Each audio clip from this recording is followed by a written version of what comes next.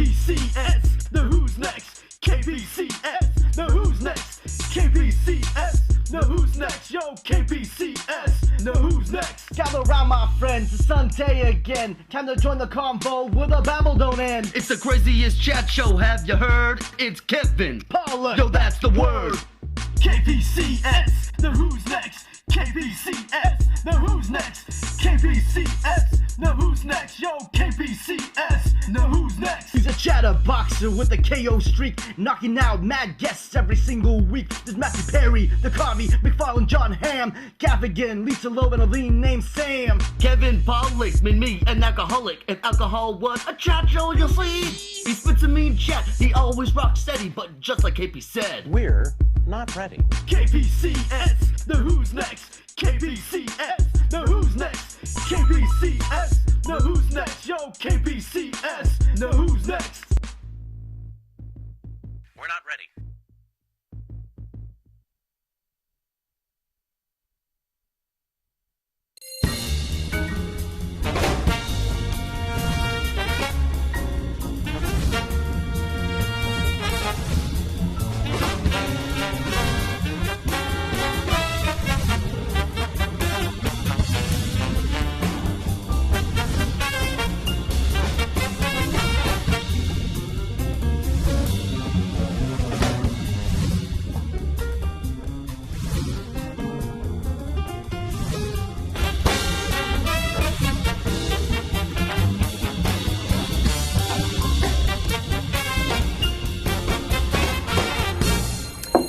Hello and welcome back once again to Kevin Pollak's Chat Show. Surprising to no one, I am Chat Show. First of all, I want to thank GoDaddy.com once again for being a sponsor of this fine show. This podcast brought to you by GoDaddy.com. Say you need a website. Everyone needs a website. What's the matter with you? Maybe you need one for your family. Maybe you need one for your business or your crazy-ass hobbies. If you are going to get online, which of course you should, come on, people. The place to go is GoDaddy.com. It's easy, it's affordable, it's a name you know and trust. Did you know, for example, that KevinPollockStinks.com is available? Well, it is. Did you also know that JasonBiggsBallsack.com is also available? Not anymore. I can't believe no one snatched those two up.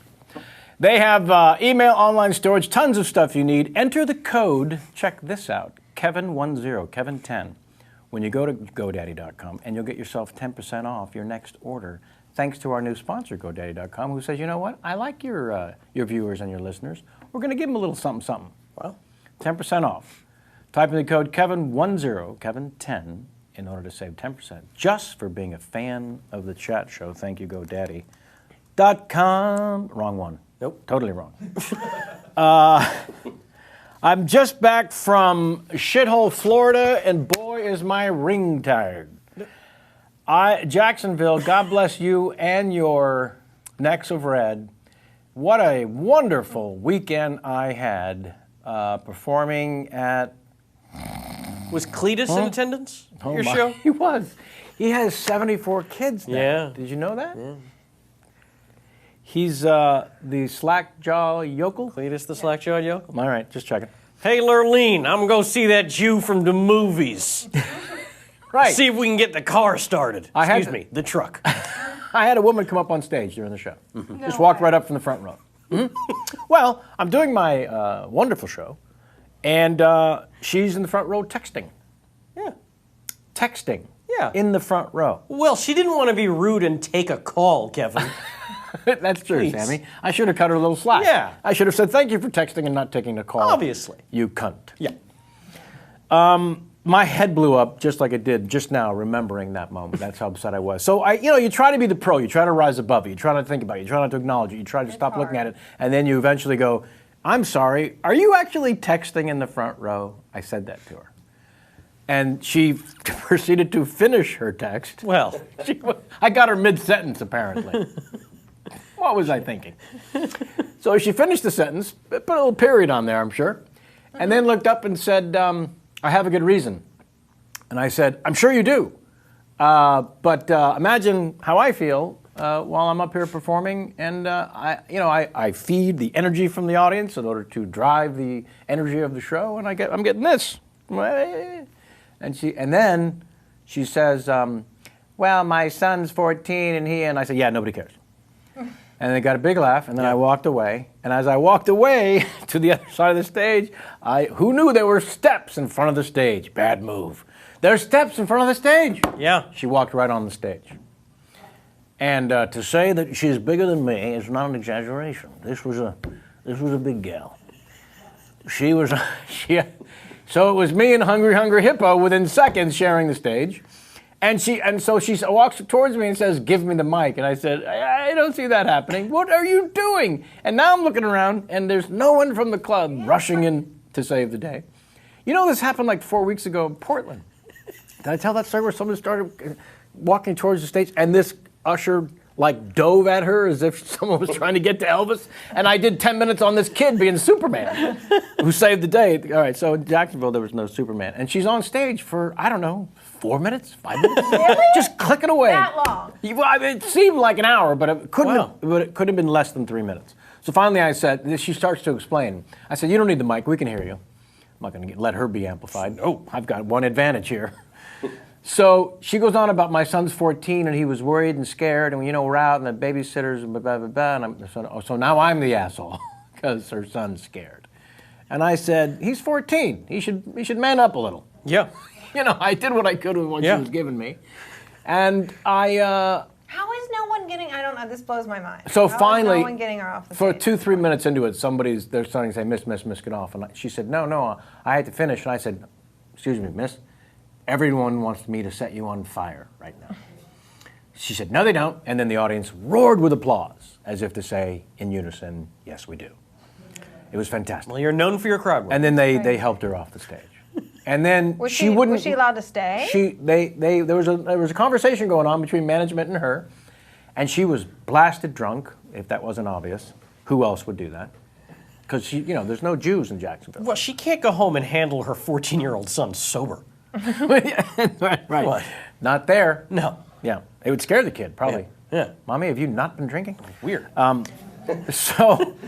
So she didn't leave, right? And it's a bit of a focus pull as I'm going on with my act. The audience is clearly still looking at the drunk elephant, trying to figure out if she's going to leave. And then she wasn't leaving. So I just went on to my act, and I got them back somehow. Because, whenever you break from the copy and you ad-lib like that and go after somebody, it usually builds the laughter to such a level that your act can't really follow that magical little moment that just happened. So I get them back on track because I'm telling stories, and it's like, you have to listen, people. Stop looking at the thing. So then finally, I had to re-acknowledge her and say, you know what? I feel horrible now about you and your 14-year-old son. But let's go get these kids a drink, seriously. On them, of course, not me. But get them a, and then I made it a thing, and we were able to move on. Because it needed closure. The audience was like doing this. Oh, she's still in her seat? They couldn't. Oh, God. And then I'm out there afterwards, taking pictures, and then she comes up, and it's like, oh. So anyway, she's going to be with me in St. Louis next week, 2 shows at the Mir Casino. Play on the road is great, isn't it? Yes, it really is. It's just a laugh a minute. You think I went back to the hotel and called my acting agent and said, seriously? I should be busy. I should not be available to go to Jacksonville, you fuck. All right. What I don't understand about these people that text or call or checking their phones all the time in the audience, especially at the movies. Oh, gosh. You just paid so much money Right. to go sit in this theater. A movie's $12. Yes. That's a lot. You just paid $12 and you're going to sit here and text or whatever the fuck you're doing. Yeah. And then I become fixated on it because Yes. I'm and I just want to scream bitch, he's not texting you back. He's not into you. He's not into you. Get out of here. Yeah. I can't concentrate on the movie. It just blows my mind. And this is why I fucking hate people. Well, Sorry. it's reason 17, honey. Let's not suggest that it's the only one. Well, that answers this next piece called Jamie, how's it going? Sammy, we missed you last week. You I'm so Skyped sorry. in. I Skyped in. That was I know, loads I of fun. can't. From I'm sorry. Sorry, Jamal. I was in Hotlanta. which coincidentally is where they filmed a little movie called American Reunion.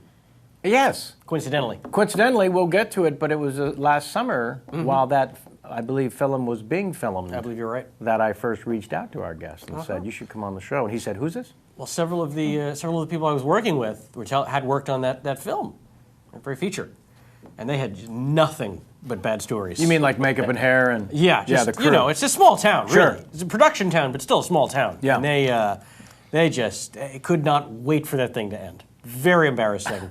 Can't wait to talk to our guest. Yeah. Well, let's get to it.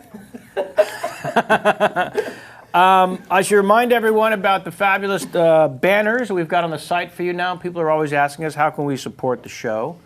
Since they refuse to pay for episodes, we give them for free. And then they ask, how can we help support?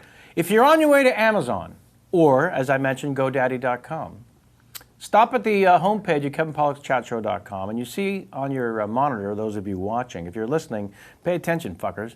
There's two banners now at the top of the homepage. And you just click through on your way to Amazon. It costs you an extra 4 seconds, and you're there at Amazon, and then Amazon gives us a little something, something. So if you're going there anyways, stop by us, say hello on your way. That's all we ask. And click on through right away. Let's see, Talkin' Walkin'. I think Mark Evan Jackson's going to do one with me this coming week. Very excited about that. Great one. Check out your Talkin' Walkin'. Let us know what you think of that. It's me rambling as Christopher Walken for an hour. It's my dinner with Andre, only Andre is Christopher Walken, and it is completely and utterly fucking ridiculous. There's a little screenshot of the iTunes page. There it is. I make Pez. There's a great YouTube video if you go to YouTube. I think it just says a man makes chicken with Pez, and it's me in my kitchen. It's actually true. There's a video of Christopher Walken in his fucking kitchen in Connecticut making chicken with pears. And I don't know who's filming him, but it's just him making chicken and pears. And he's not, you know. It's the documentary crew. It's really something to watch. We ask you to be a part of the show, people. Write to us at contact at KevinPollocksChatShow.com. You can write to us for Ask Kevin, how I do KPCS, or your Larry King game. Today, we have an Ask Kevin. There's a little logo. And a How I Do. It's all rolled into one from Mark Critchfield. Mark W. Critchfield. Greetings from Florida. Oh, Jesus. I thought we were done with this. America's dung. All right. I've been a huge Kevin fan for many years. Was born in Newcastle, PA, near Pittsburgh. Raised in Orlando, Florida, near Disney. And I've seen the movie Inglourious Bastards near Sam. What? Best I can do, but you do make me laugh my ass off, Sam. I'm a musician, actor, producer living in Central Florida. Of course you are. I discovered that's the heart of show business, right? Mm-hmm. Yeah. I discovered your show through iTunes and have been thoroughly enjoying playing catch-up. Having been a fan of Parr, wow, this guy's 78. Parr, Carson, Snyder, Costas, and sometimes Lipton, I think your show is wonderful. It has wit, intelligence, great guests, and a host that shows authentic interest.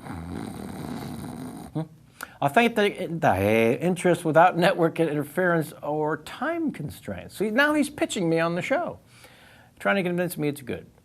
It's what I've wished other shows could be, free of BS, very refreshing. I wanted to tell you that I was watching the older episode the other day where you went into your buffering gag, and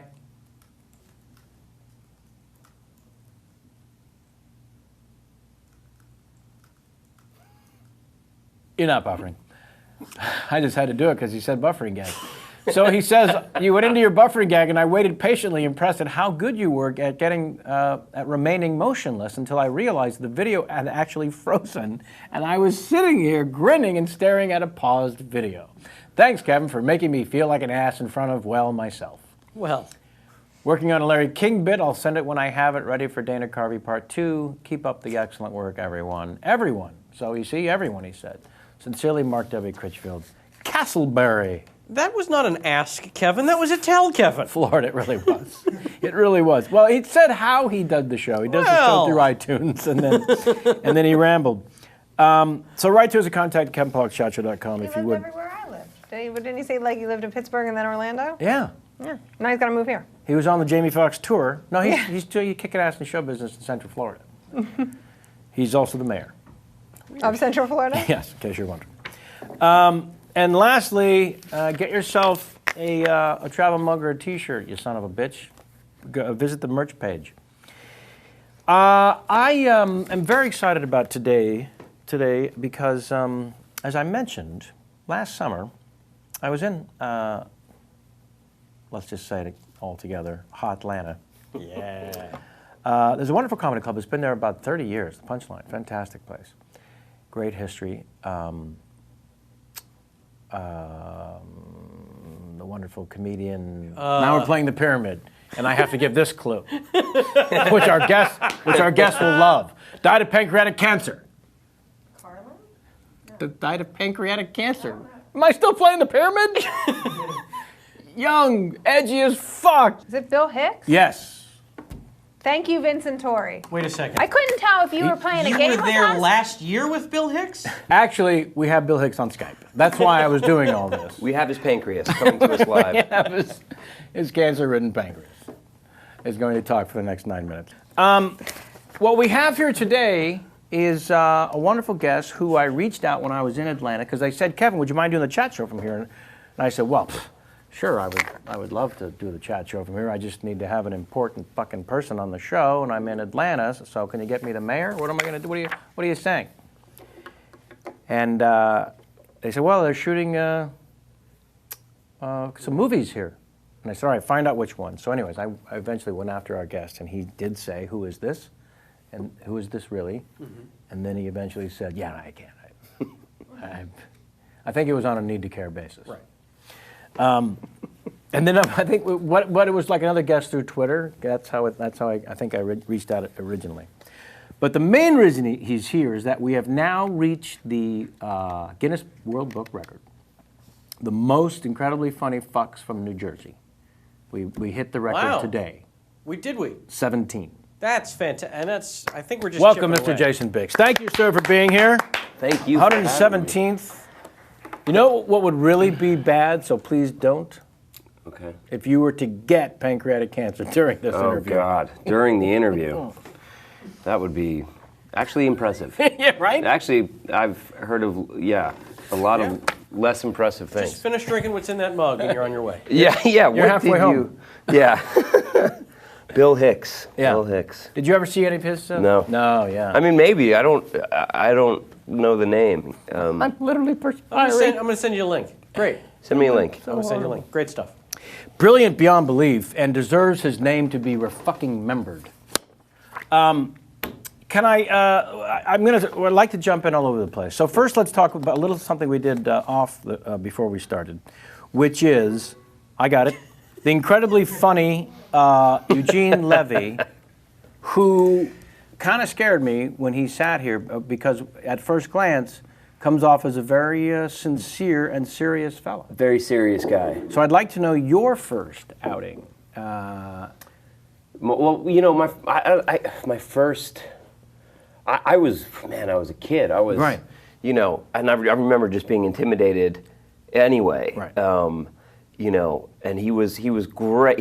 I do remember thinking, being impressed by how serious he took his comedy. You know, it was the kind of thing where I think, like you, expected him to right away with the jokes and be a little broader and kind of, I mean, you know, look at some of these characters that he's played, and he's a ridiculous. Genius. Yeah, ridiculous. And silly. And silly. His work seems beautifully silly. Yeah. Takes it very seriously, though. And he, in conversation, can be a very, you know, very serious guy, but very dry, and he'll you know, all of a sudden drop something in that's, you know, you're like, oh, he's okay. He is funny. That wasn't someone wearing a Eugene Levy mask in all of the movies that he did. Right. But he gave my wife the same impression too when we, and this was recently, because just for this last American Pie movie, you know, I wasn't married. You know, this is the first time I come with wife. Sure. So, so Jenny got to hang out with him a bit, and same thing was like, this guy is, is he? Right. He seems very serious. It was the first dinner. She like sat next to him, you know. Right. And I don't know why we have those expectations about wildly funny people. well, when you've seen so much of them in such memorable performances, You And know, the silly. And the silly, you know, it's like it's yeah, I guess to be expected, but he is quite fun. He as you spend more time with him, I think kind of opens up and is a little sort of, you know, sillier. Yes. But yeah, it's funny. He gave my wife the same impression, and from what I remember when I was a kid, but I would have been intimidated anyway, I think, because I was so young. But On the first one, yeah, you were I was 19 when I was cast, and then was 20. cast, and then 20 when we shot it, and then 21 when it came out, which was perfect timing, really. You know, To enjoy it. to you mean? enjoy Yeah. the fruits of my labor. I see what you're saying. Yeah. How difficult was that job to get initially? Because you'd been through the acting and auditioning process. According to your dossier, you were as seasoned a veteran as someone could be at 19, if and you ask me, without being a household name necessarily. So how daunting was the task? Because maybe in retrospect, looking back on it, it seems like a much coveted role. Oh yeah. I mean, no one knew it was going to be a giant success, bringing so many sequels and stuff. Yeah, no, you never know. No, we had no idea. You know what's funny? You know who they the name that I originally heard, that I guess the studio, 'cause it was a big deal. The filmmakers, Chris and Paul Weitz, they really believed in bringing together the best cast, you know, like of unknowns or relative unknowns. Right. They would go with a known person, and obviously there were some recognizable faces in there, but they were like, we want the best person for each role, you know. We're not gonna, but it was still a studio movie, but it was small by studio standards, so it wasn't, and because it was an unknown property, and you know, it still had it felt independent.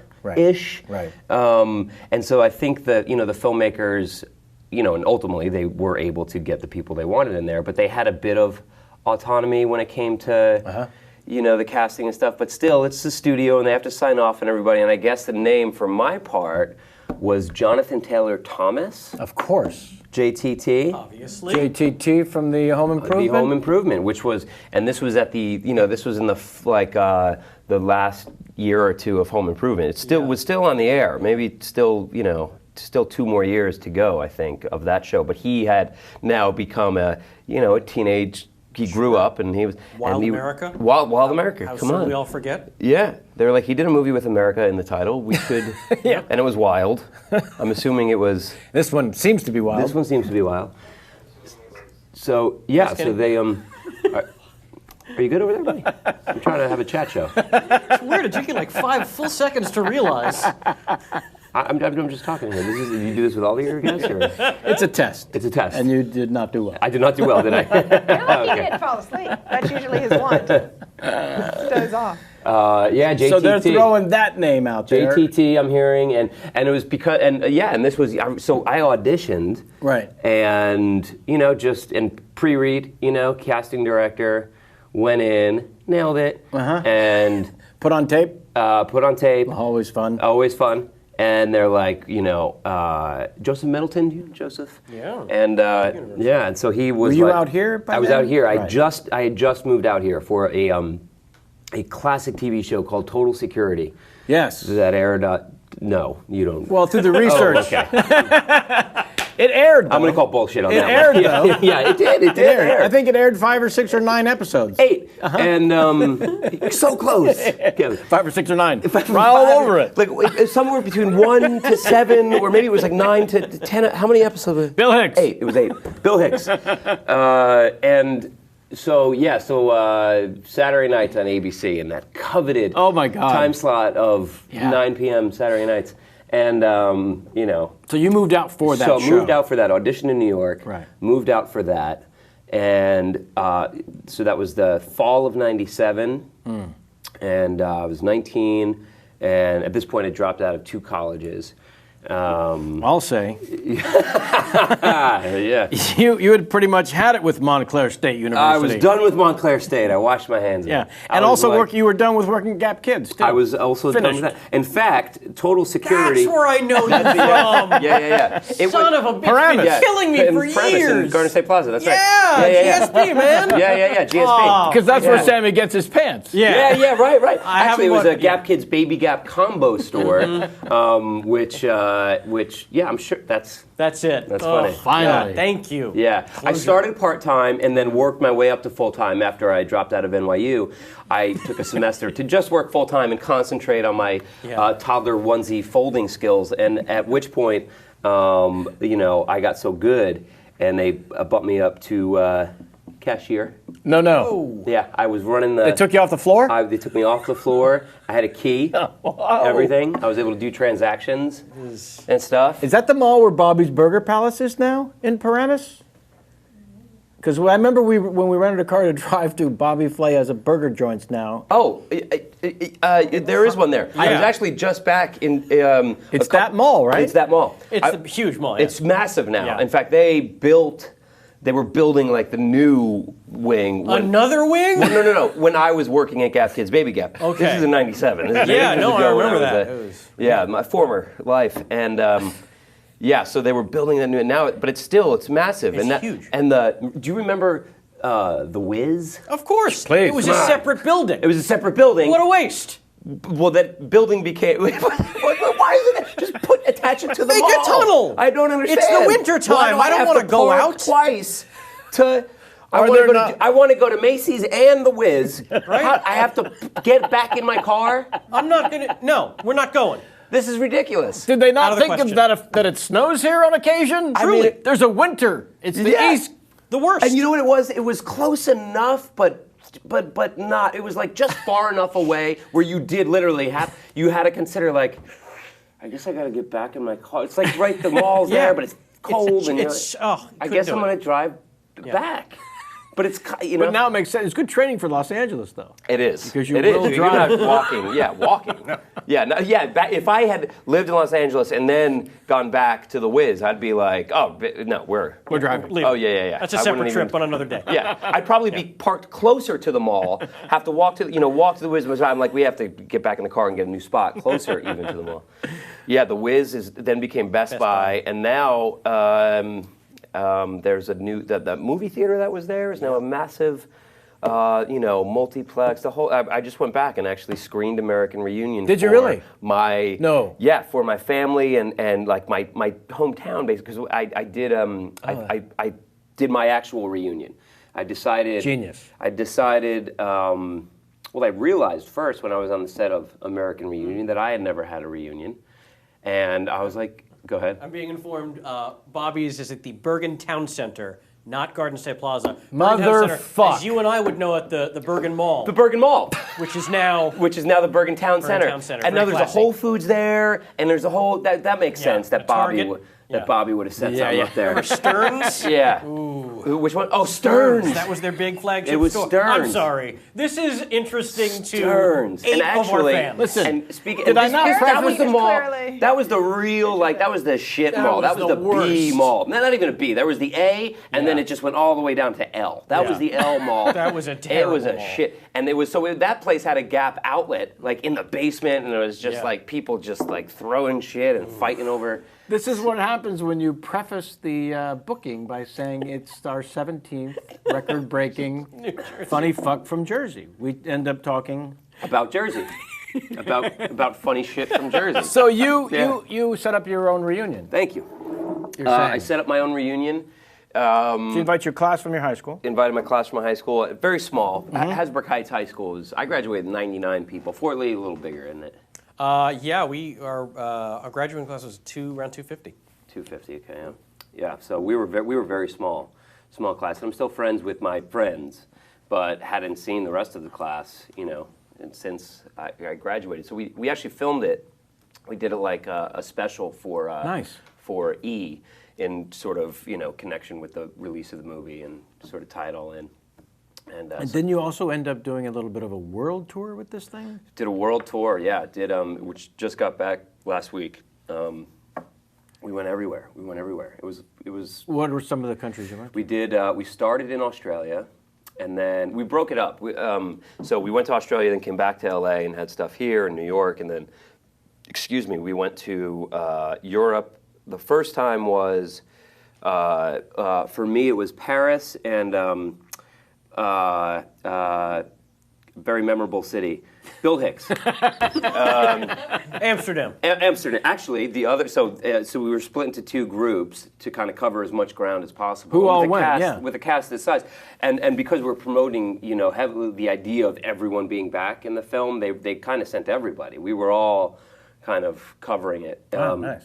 So yeah, so for me, the first trip was me and you. The first part was Paris into Vienna, and that was me and Eugene and Chris Klein and then Sean Scott and Eddie K. Thomas and Thomas Ian Nicholas and Tara. They were on.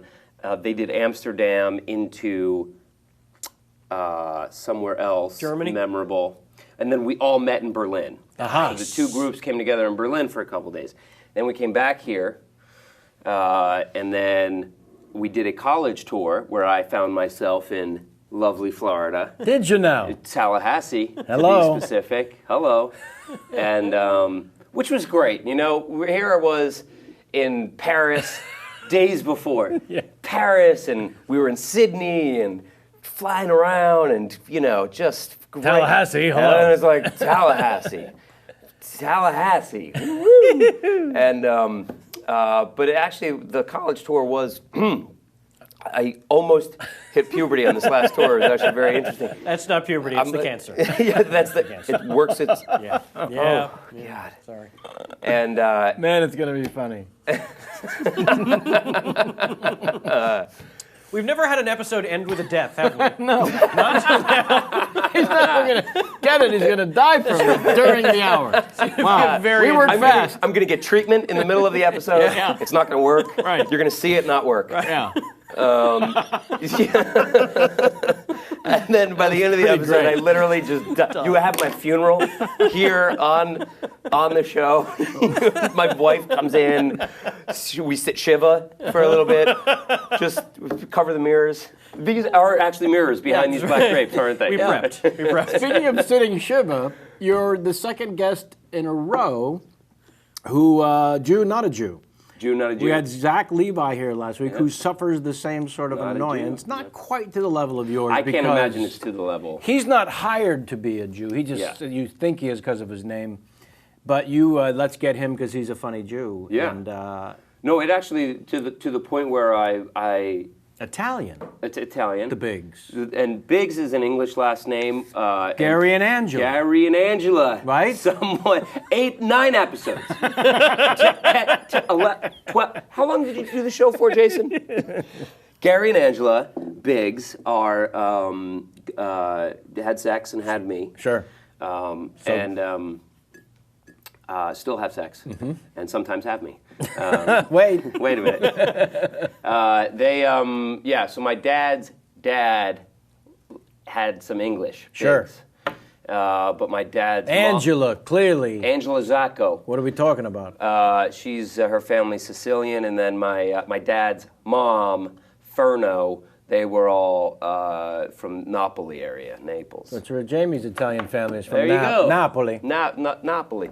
Where I just went for the first time, actually. Filled with criminals, apparently. Filled with criminals. I was on a driving tour and somebody said, "Do not stop in Naples, whatever you do." I said, "What do you mean?" He said, "People will pull up while you're driving on the highway and go, 'There's something wrong with your tire. Pull over,' and then take your money." That's what it's and then take your money. And not fix your tire, which is the rudest. It's like, listen, you're going to take my money. Can you at least lend a brother a hand with my tire, which seems okay, but if you say it's broken. Just arrivederci. Yeah. Yeah, it's a dangerous city. Yeah. It is a dangerous city. But I digress. Yeah, Tallahassee, the tour Yeah, I ended. ended up in Tallahassee. But the high Tallahassee. school reunion, this sounds great. Yeah, it was great actually, and it part of me felt I was a little concerned. Like, am I exploiting my friends in my class for the movie and promotion and the whole thing. And, It was a little rude to charge $15 a ticket. okay, first That of all, was- it was 12. Okay, you didn't read your dossier either. Sorry. So, yeah, it was a little rude, I guess. But it ended up being so much fun, and it ended up actually being really trippy for me because it took on the special that we did that we filmed. It ended up we did segments, my wife and I at home here in LA, kind of planning it and talking on the phone to my friends and doing all that. Oh, cool. Then when we went back to Jersey, we did a whole, went through my hometown, went to the high school, shot footage there, saw some of my old teachers. Did you talk about the distance between Macy's and the Wiz during We that? talked a lot about that. That's all you talk. Nowadays, you just, and the Wiz, it's tough. I was thinking of the musical starring Michael Jackson. Right. That's We're shorthanding it. no, we here. are as well. The full It was title was Nobody Beats the Wiz. It's actually true. Nobody beats. How's the jingle go? Nobody Beats beats the Wiz. Yeah. Nailed it. Something like that. I think we nailed it. I think we nailed it. We should write jingles. Nobody. That's nobody, what it is. no, that's it. That's it. Okay.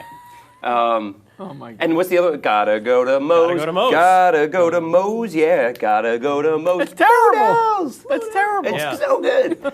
And it went through my town and filmed my old haunts and that kind. It was really became like a This Is Your Life kind Right. of trippy. Especially at 34, it felt like so. It's like, and this is where. It felt very it's something I should be doing at the very end of my career, which it may be, by the way. That movie may have. If we have our say. Yeah, my career. Actually, now I'm glad we did that. Right? I'm really glad. Now I it's a did. gift for them. Yeah. Speaking of them, one of the things we like to do here is involve our viewing and listening audience live. I love it. Whereas Larry King has to go to the phone, or did. We have the interwebs, and Jamie has thrown a couple of things up here. This first one is going to be a rapid-fire 5 questions designed by your fans in the form of what we call a Tweet 5. Cue Dave Keckner. T5 forever now. He's a crazy fucker. He's hilarious. Yeah. So this is designed by Dan Palmer. These are 5 questions for you. This or that, Coke or Pepsi, no correct answer, just designed for you. Ready? Okay. Dad Levy or Dad Aykroyd? Dad Levy. American Pie presents Bad Camp or American Pie presents The Naked Mile? These are like Sophie's Choice, basically. Yeah.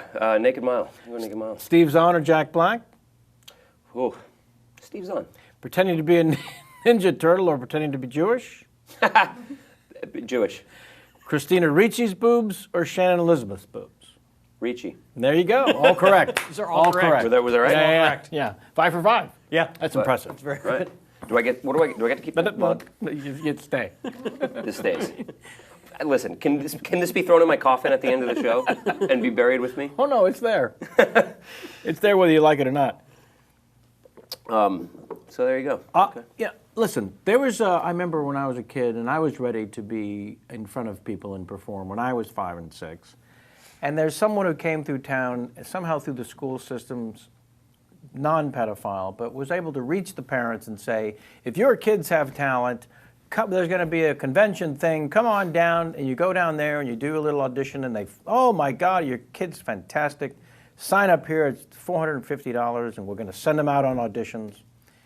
But you're in Jersey. Yeah. You're practically in New York. Yeah. So for a 5-year-old to go out on auditions, this is not local theater. You're Yeah. driving into the city for the big time?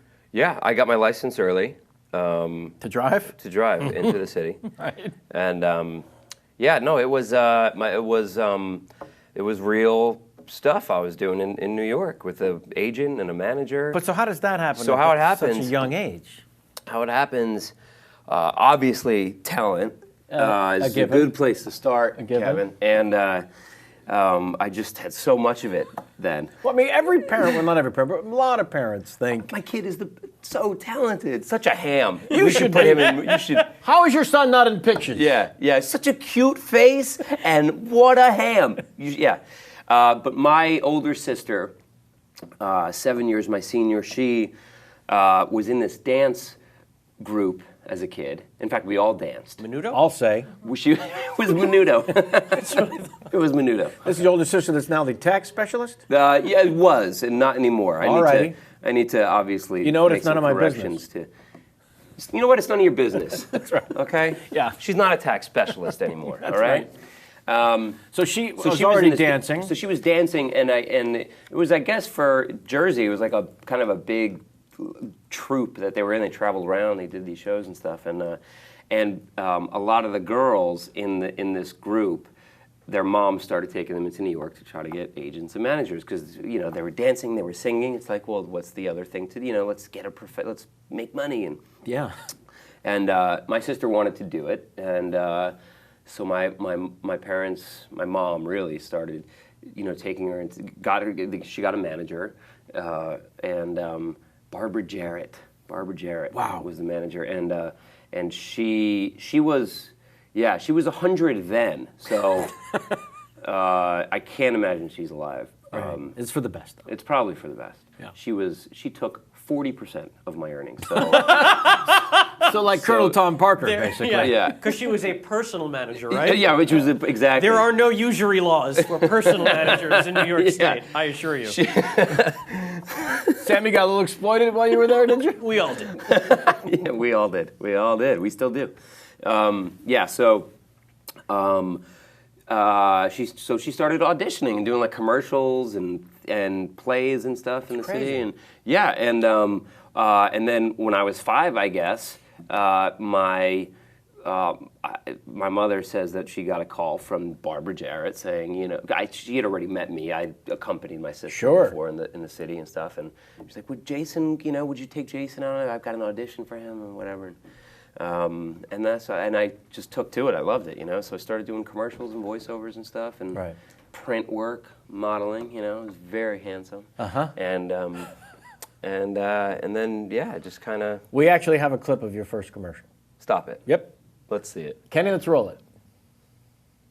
Nope. We lost the clip. No, there's no clip. Okay. I'm like, this is good. This is not going to go well. This will not go well. But I am very, very interested and curious because during 1 year of your life, 2 larger-than-life actors you worked with on 2 different projects. One was the angelic Judd Hirsch, and the other was the Devil's Pawn, Dabney Coleman. Well said. And that happened in the same fucking year. In the same year, I was 13 or something. Yeah, I was. So I started. Also, your Broadway debut with Judd Hirsch? Yeah. Oh my God. But it was weird because what happened first was I started this play. It was a play called Conversations with My Father, with Judd and Tony Shalhoub and. Tony Shalhoub playing your brother or something? Yeah, like the play took place over different, time periods, and so I was in the one part, and Tony was actually narrated the whole thing, spoke to the audience. It was really a great play that Herb Gardner wrote. I'm not Rappaport and everything, and so I was 12 when I first did it at the Seattle Repertory Theater with Judd and everyone else, and then they were going to bring it back to Broadway the following year. And right after the play, I booked my first TV show, and that brought me out to LA, and it was called Drexel's Class, where Dabney Coleman was playing Drexel. And he was. You don't remember it. Do you remember that one? I remember Drexel's He was like. I believe that you remember Drexel's Class. I no way in hell believe that you have any idea what Total Security is. No, I only knew from your dossier. Okay. Yeah. But I love the premise for Drexel's Class. He was a stockbroker who somehow fucked up and had to become a teacher of kids. Yeah, and he was like Hated being there. Yeah, crotchety kind of. Nothing like Dabney himself. Nothing like Dabney. Nothing at all like Dabney. But it was interesting. Oh, so I got the TV show, and then did 13 episodes of that or something. The show went on. I was one of the classroom kids, and then they kind of went away from the classroom and kind of focused more on his family. One of his daughters was Brittany Murphy in her first thing. So she was a year older than me, so we were 13 and 12. She's from Jersey. And we did that. And so I basically got fired, I guess, when I was 12. And Always great. which is always great. It's interesting though. You learn very young. You're like, okay, it's a gangster industry, man. Especially TV. Like TV is so gangster. It's like, I just remember one day because and I'm 12, so they have to tell you're the mom. Right. My mom was out there with me. They don't like sit me down and have a talk with me. You and your mom moved into the Oakwoods? The Oakwoods? We actually did not do. Okay. Did we do the Oakwoods? We didn't. I did the Oakwoods when I came back for Total Security in Thank '97. But no, we found a place like on Argyle or something in Hollywood, and we lived there and set up shop, and then got the axe. It was really trippy. But then went back to Jersey and was able to do now the Broadway production of Conversations with My Father, which I wouldn't have been able to do if I had stayed on the show. So it all works out. A little bit. Yep. And got to work with Judd again, who is amazing. Right. I mean, and as a kid, He was fairly fresh off Taxi fame. yeah, well, you know what he was fresh off of? Was Dear John.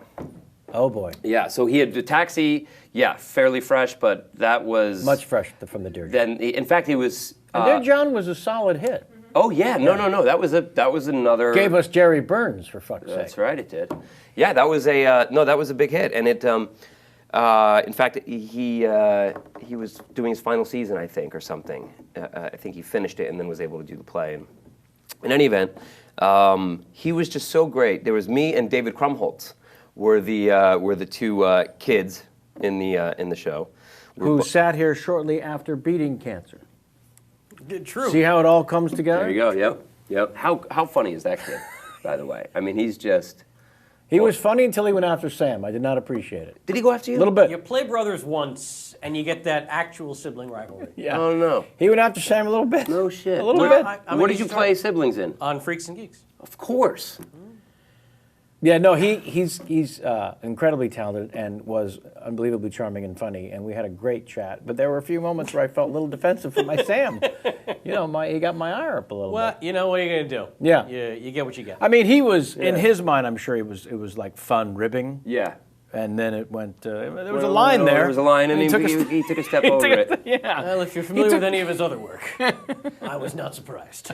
That's really interesting. Like the kind of thing where it was like a career jab or something. Yes. Yeah. You can't do that. One actor can't do that to another actor. No, right? No, you can't. Especially if it's like you and me, we're contemporaries, Yeah. same parts. Like you don't do that. Yeah. You don't do that, and that's.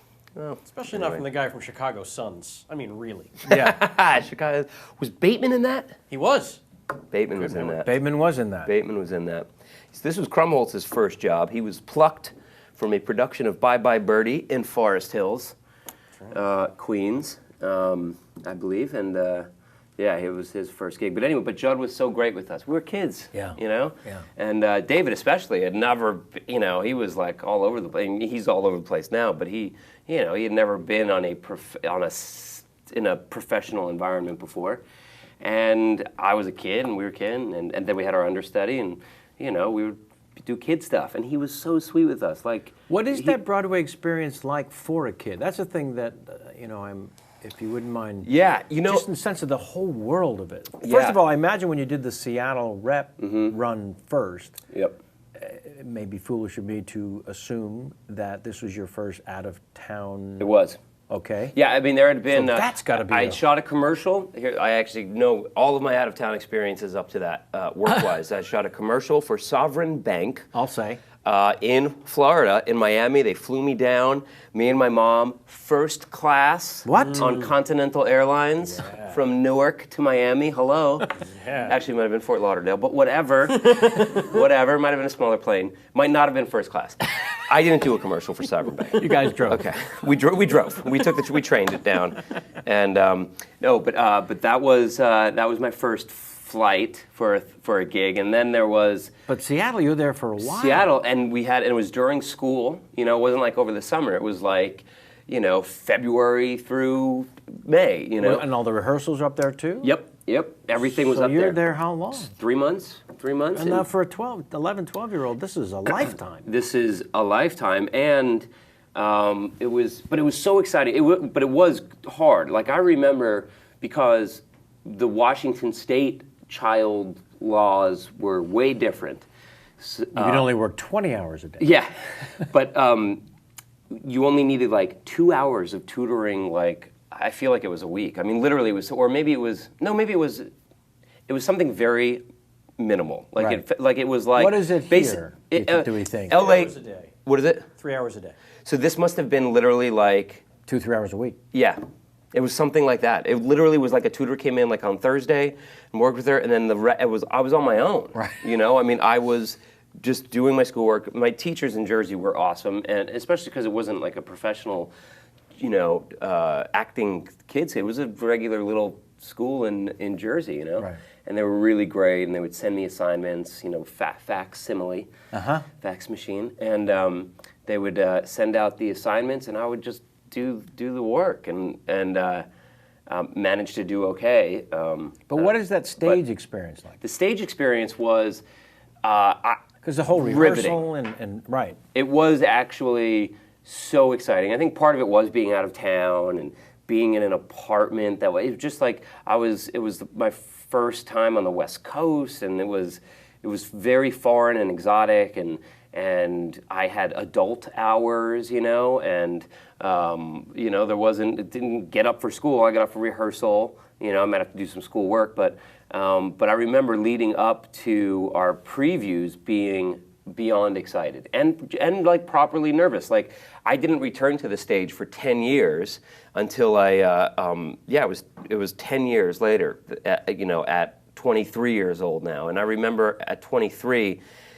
thinking it was going to be like different, like I'm, you know, You've been around the block a few times. yeah, and if you're thinking like it's just going to feel different as an adult leading up to opening night and all this, and it all just felt exactly the same. Like, I just remember thinking the jitters of this, and I was like, this is exactly how I felt as a kid. Graduate? Yeah. This was The Graduate.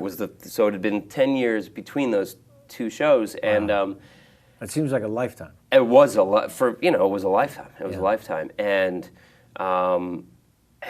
I don't know if that speaks to I was having an adult experience as a kid, or just that it was more childlike when I was now an adult. It's all just the same. I was just very aware of the how big an experience it was, and performing in front of the audience, and everything was much smaller before that. You know, it was commercials, it was performing for your relatives. It was How never. many shows did you do up there? That's a good question. We probably had 4 weeks of rehearsal and then ran for 6 weeks or something like that. You know, it was 8 shows a week, your basic? 8 shows a week. Yeah. 8 shows a week, yeah.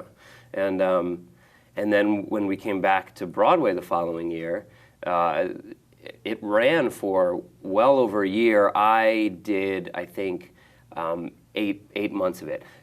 I was 14. The part was a 10-year-old that I was playing. And so I was 12 when I first started it, but I was always really small guy and late to puberty and everything. But by the time I left the show, it was starting to get a little, you know, it was like... Well, you'd gone off to Hollywood and did a television show. Yeah, so that ages you very quickly, yeah. And you're getting laid every day. This is true. In between all the smoking and the drinking at that point, I was like, you could see the lines, and so I couldn't play 10 anymore. No. You know, it was just a little bit too much of a stretch. So, Childish. Yeah, exactly. But you did it for 8 months. Plus, it was time to move on to more adult roles anyway, you know? Right. It was like time for a switch in my career. Dabney Coleman broke you. He broke me, man. Also, what I was going to say was Judd was so great. Like, I remember being so impressed by his willingness to treat David and I like we were coworkers. Yeah. You know, like it was never. But also he also had a very paternal, loving side to him, and you know. Tutorial. Yes, and he was great like that. But it was, you know, when showtime came, we were his co-star, you know? And I remember just thinking, man, I always appreciate that. Stuck with me. I was always like, You probably thought then, that's how I'll be if I ever had the chance. And then all these years later, not the case. Not the case at all. Right. You'd think, because I was so impressionable at the time, and it made such a wonderful impression on me that surely that would stick. Right. And then here you are now, using your friends. fucking hate kids. And using your friends from school for an E special. Yeah, exploiting the shit out of them. I actually did work with a kid I've worked with not too many, but I guess for this reunion movie, American Reunion, I had a kid, and it was the first time I really had to and it's a thing, you know. It's like still getting them to stay in the mind. Was he a twin? He was not a twin. Ooh. No, and he was not a twin, so we couldn't. All right, switch them out. Bring in the non-asshole one. Now, would you? You know, you can't do that. You know, it doesn't shit himself every 4 minutes. Yeah, Jesus, the one that doesn't break, that knows how to fucking act. Can we bring in that kid? But it was he ended up he was great, but it is a real exercise in patience. Although that was like a 3-year-old or 4. You know, David and I were 12, 13, 14, so it was a little different. But in some ways, that's even more maybe difficult, you know, because we have a lot. I don't know. At that age, you know, you're a kid. Yeah. But he was great, and then they go and work with Dabney, and Dabney. I can't actually tell you really anything about him, other than just being kind of afraid of him, because he just kind of came and went, and did his thing, and he played a very crotchety, scary character, and he is kind of a crotchety, scary. But I don't know. I didn't have a conversation with him. I don't know if he's actually a good guy to talk to. I don't know if you know him. I don't know I know nothing about him. I don't really know, but I always remember seeing him on Carson, and you got a real sense of people from the way Johnny spoke to them. Mm-hmm. And he loved the way that Burt Reynolds would come out and bust Johnny's chops, and they would go at each other. Mm-hmm. Dabney Coleman would come out and be a bit of a dick on purpose. Right. Charles Grodin was one of the all-time greats on Carson, because he would come out and say, Johnny, you don't care about me. Yep. Why are you even asking these questions? But folks, the questions are written down, and he would, oh God, it was lovely. But Dabney would just be cryptic. And it's funny, I remember Dabney for Drexel's class. One day after rehearsal, right before the show was about to premiere, the Stretch limousine pulls up to the set, and Dabney, you know, gets in it, and we're like, "Where's Dabney going? You know, this is going on limousine," and he was going to Carson. It was like Carson's. This was 91, so it was Carson's. I think maybe second to last year. Yeah, 92 is when he went off the air. Yeah, so I think it was Dabney's last appearance on the show, because I remember them talking about that or something, that he was going to be leaving, and I remember thinking, man, that is cool. A limo just came up and took. And he's going to be on Carson tonight. We can watch him on Carson tonight. He just left here. He's going to be on Carson tonight. That's so awesome. And even then, I remember, like, wow. And maybe that's part of my love for Carson. Like, I go back and watch some of his, you know, I mean, I just like, it's maybe because I remember that moment so well, like Dabney getting picked up and going to appear on Carson to promote the show, and thinking, wow, that was really neat. But yeah, so Dabney, he was an interesting guy. But we have two places we can go to next, two different subjects through the dossier that were hinted at from what you were just talking about. So I'll give you the option as to which way in the fork in the road we're going to go. Okay. We can go left and talk about Kathleen Turner's nudity when you return to Broadway, or we can go right and talk about yours in the nudity in the new American Pie movie. Do you have to make a choice? Well, can we? We're going to get to both. Well, that's what I'm saying. Oh, okay. So that's what I was wondering. I thought it was like either or. Do you want to start with what we're going to talk? What we're going to start with? Want to start with yours? Why don't we start? Let's go chronological order. Let's start with. Always helpful. Let's start with her penis. Seeing her penis nightly. Yeah, Kathleen. Kathleen. Had her voice gone back to American by the time you worked with her? Because there was a little Barcelona for a while. That is Barcelona. That's very funny. My favorite Kathleen story. She was great. But Kathleen my favorite was like the first. I'd met her because I had before I ever got the part, she had a sign off on it, and I went and met with her, and actually had just a really nice. She did a long run of it in the West End in London. Exactly. She started it in London, and then they were coming over, and they were going to cast Americans for, Elaine and Benjamin, and according to the dossier, you went after this part. Oh yeah. You kind of told your people, this is what we're doing now. We're going after this part. Yeah. Oh yeah. No, I had been auditioning for theater. And after American Pie came out, I was very, very active in trying to get back on the stage. And after the movie comes out, there's that bit of like, because that was right around the time too where they really started like. Broadway shows and off-Broadway shows, they started using TV and starring movies. sitcom stars? Yeah. And so I was like, okay, well, let's parlay this into what I really want to do is another play. It's been 10 years Yeah. And then I heard that they were bringing The Graduate, and I was like, yeah. Okay, that's Dustin played him when he was 30. That's right. So why shouldn't you be able to in your mid-20s or whatever Exactly. it was? That's what I said. 23? I think it was 2002. 24.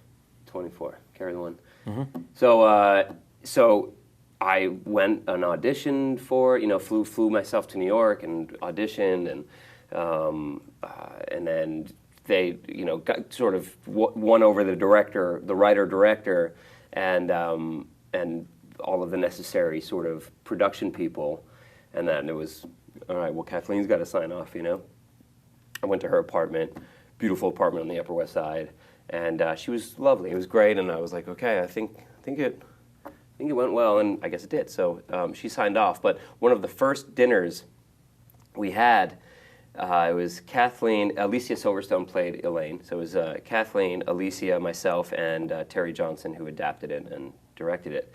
And it's the four of us. And two memorable things from that meal for me were Kathleen, when the waiter comes and says, can I get you guys anything to drink? She was like, yes, darling, I would. You know what? Can I just please have a glass of Pellegrino? And I remember thinking, does Pellegrino need the Italian accent? Like, does that? I get it. That's correct. She's correct, right? It's Pellegrino, right? Like anyone from Italy will be like, what? That's correct. But like the slipping into it, like yes, I'd like to. Can I please have a glass of Pellegrino? And so like a Spanish-American newscaster who talks like a Caucasian until they pronounce their own name. Exactly. Exactly right. You remember Yolanda Vega. Lottery drawing. The lottery drawing. Why, Yolanda? You're normal every other word. That's so funny. I am Yolanda Vega. That's awesome. Yeah. That's awesome. Yeah, so I remember that and thinking, okay, that's weird. Pellegrino. I remember that, and then also, I'm a very adventurous eater and love eating. We go to a menu, you see the menu and there's like the weird thing, the tongue or the thing. I'm like, that's what I'll get. The kidneys. Let's get the kidneys.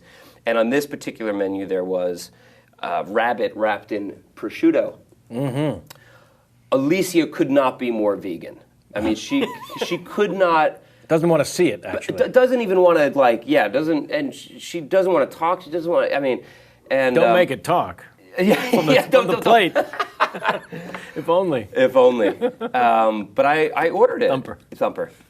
I remember I ordered Thumper. Nice. Ordered wrapped in Babe. Hello. Yeah. Wrapped in Babe. Wrapped in Babe. The perfect dish. It was wrapped in Piglet. It was such a cute. It was the cutest animals you could possibly imagine were slaughtered and consumed by me. Not slaughtered by me. No.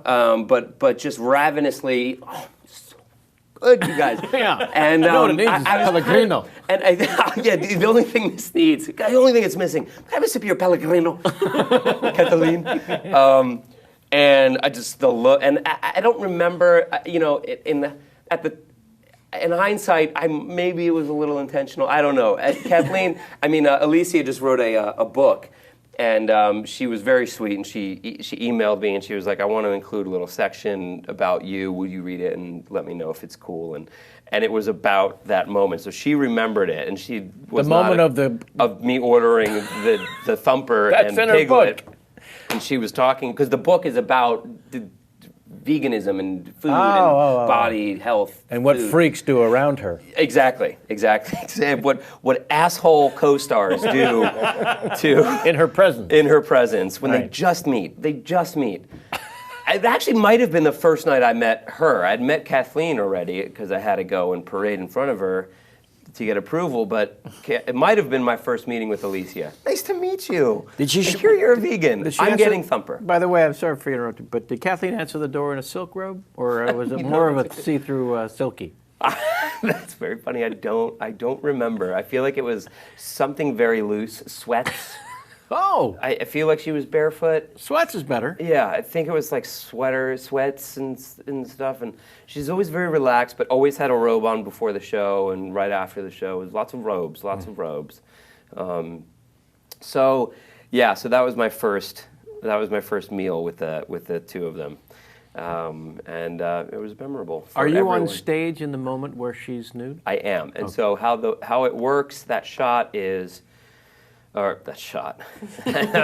I'm just such a big movie actor. It's hard to get some of the lingo out.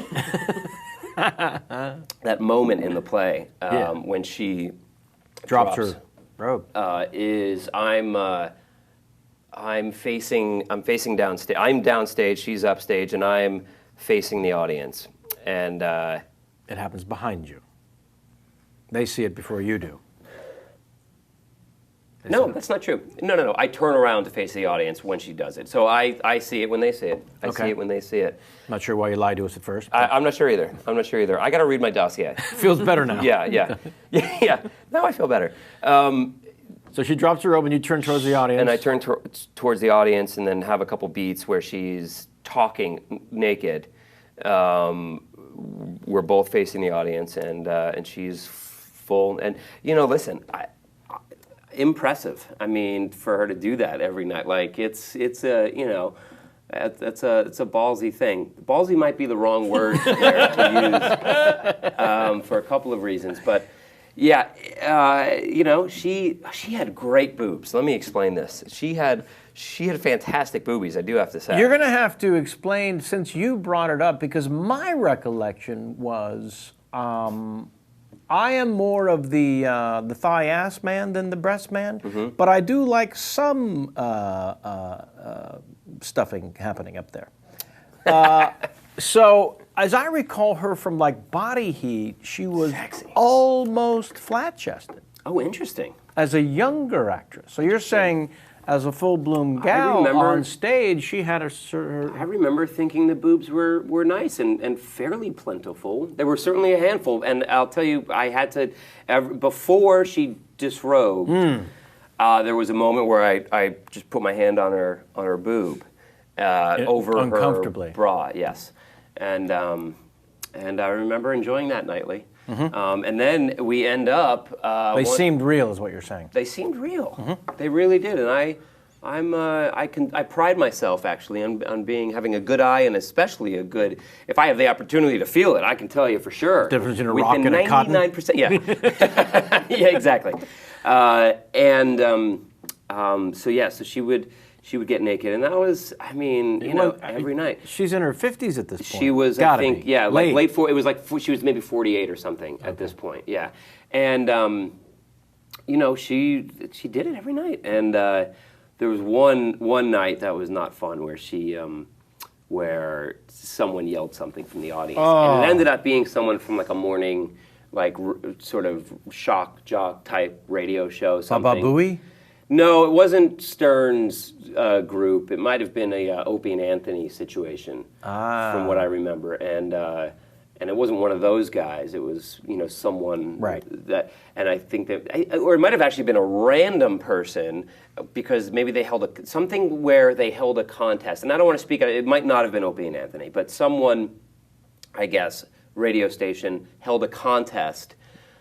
Go to the show and yell something out? Yeah, rude. Wow. Yeah.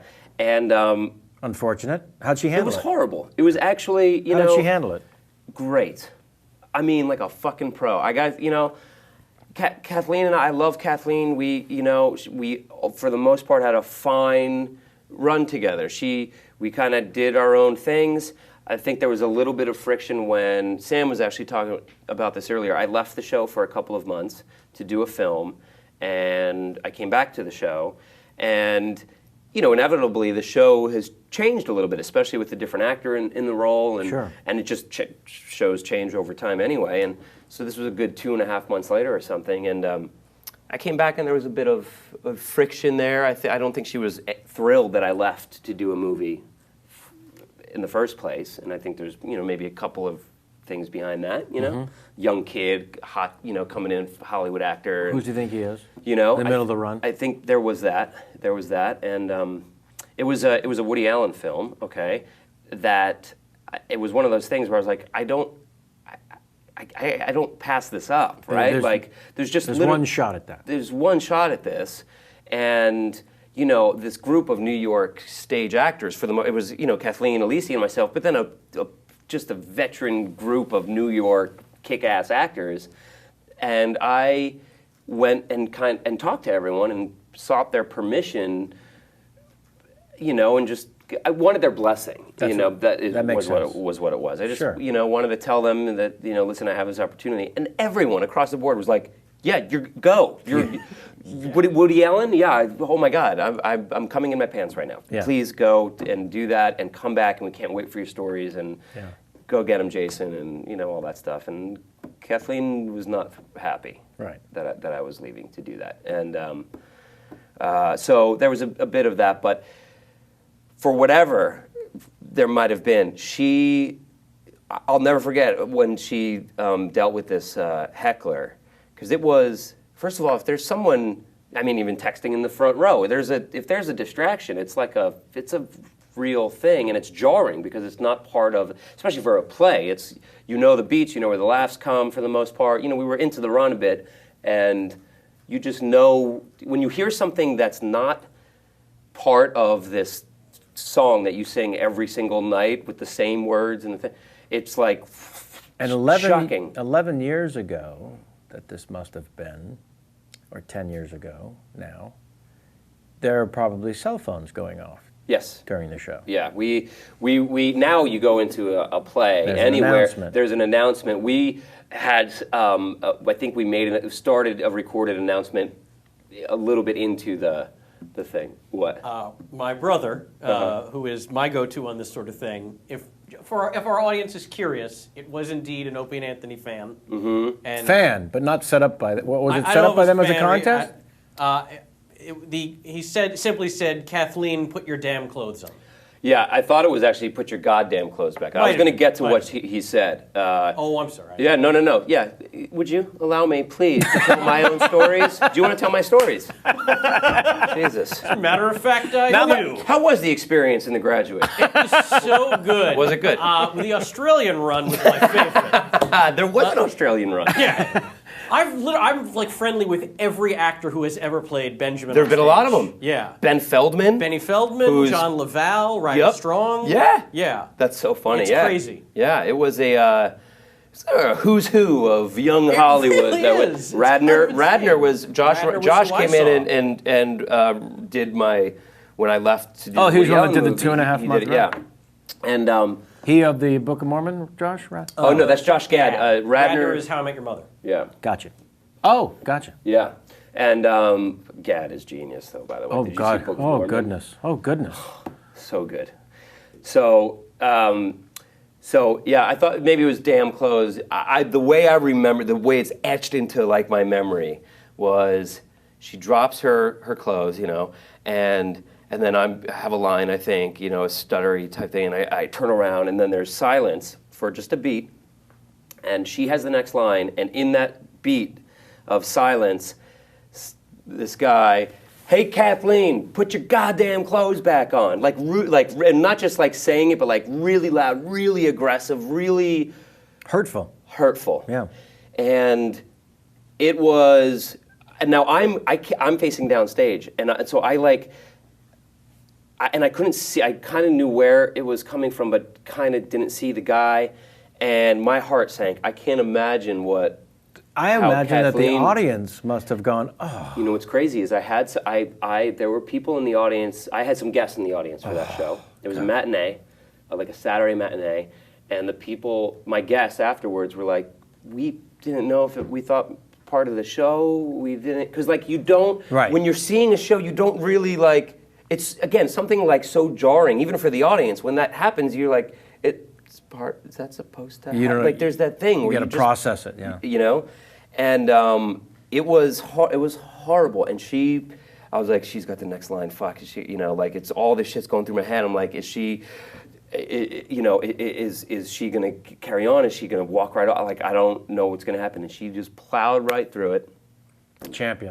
Champion, and you know, and then I stay on stage for another 20 minutes. She goes off stage, and I don't, you know, remember or people, you know, what her reaction was. I can't imagine it was. I mean, it was horribly unpleasant. Yeah. It was horribly unpleasant, and then that was first act. You know, that's the beginning of the show, kind of, and she just plowed through that show like it was like, you know, and then you knew it affected her. How can it not? I mean, it's like a horrible thing. It affected me, but I remember thinking, man, that's a fucking pro right there. Did you take that with you onto the set of American Pie Reunion? So that when the crew, the Teamsters with the donut in their hand, react the same way when your flaccid penis is shown? Like, that was flaccid. Now I'm impressed. Yes, sir. Yeah. Whoa. Yes, sir. Well, there's quite. That was actually what's softer than flaccid? What's even? Is there a reverse hard on? There. Because that's what I had. Mm-hmm. That's what I had. Well, you're surrounded by. I had an innie. It was an innie. Yep. Yeah. That was that, you know, It's in the script. it wasn't in early drafts. It It was was a note that you gave them. Yeah, it was- Shouldn't my?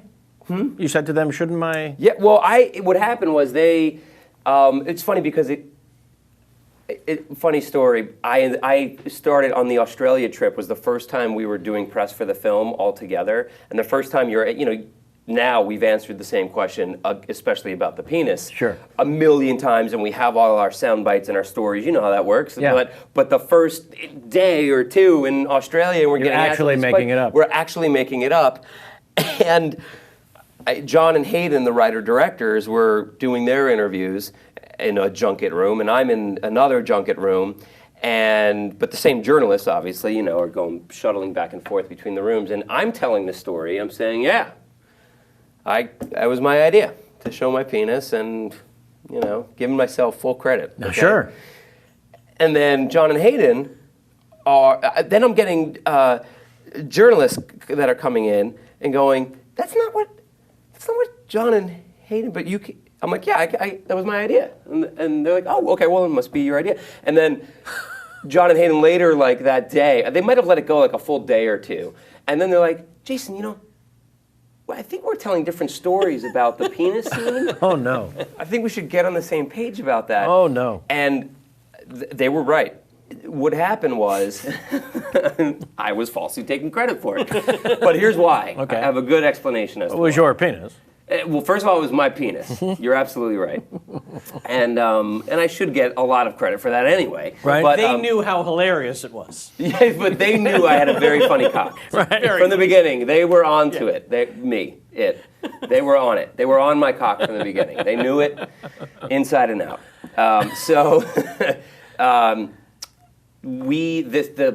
The scene, which I called the pie scene, was not in early drafts of the movie, and that was sort of my one big note, and I kind of kept pushing them, you know, like that was every time there was a new draft, you know, they have their hands full with a million different notes that they had, Sure, people that they sure. have to appease, you know.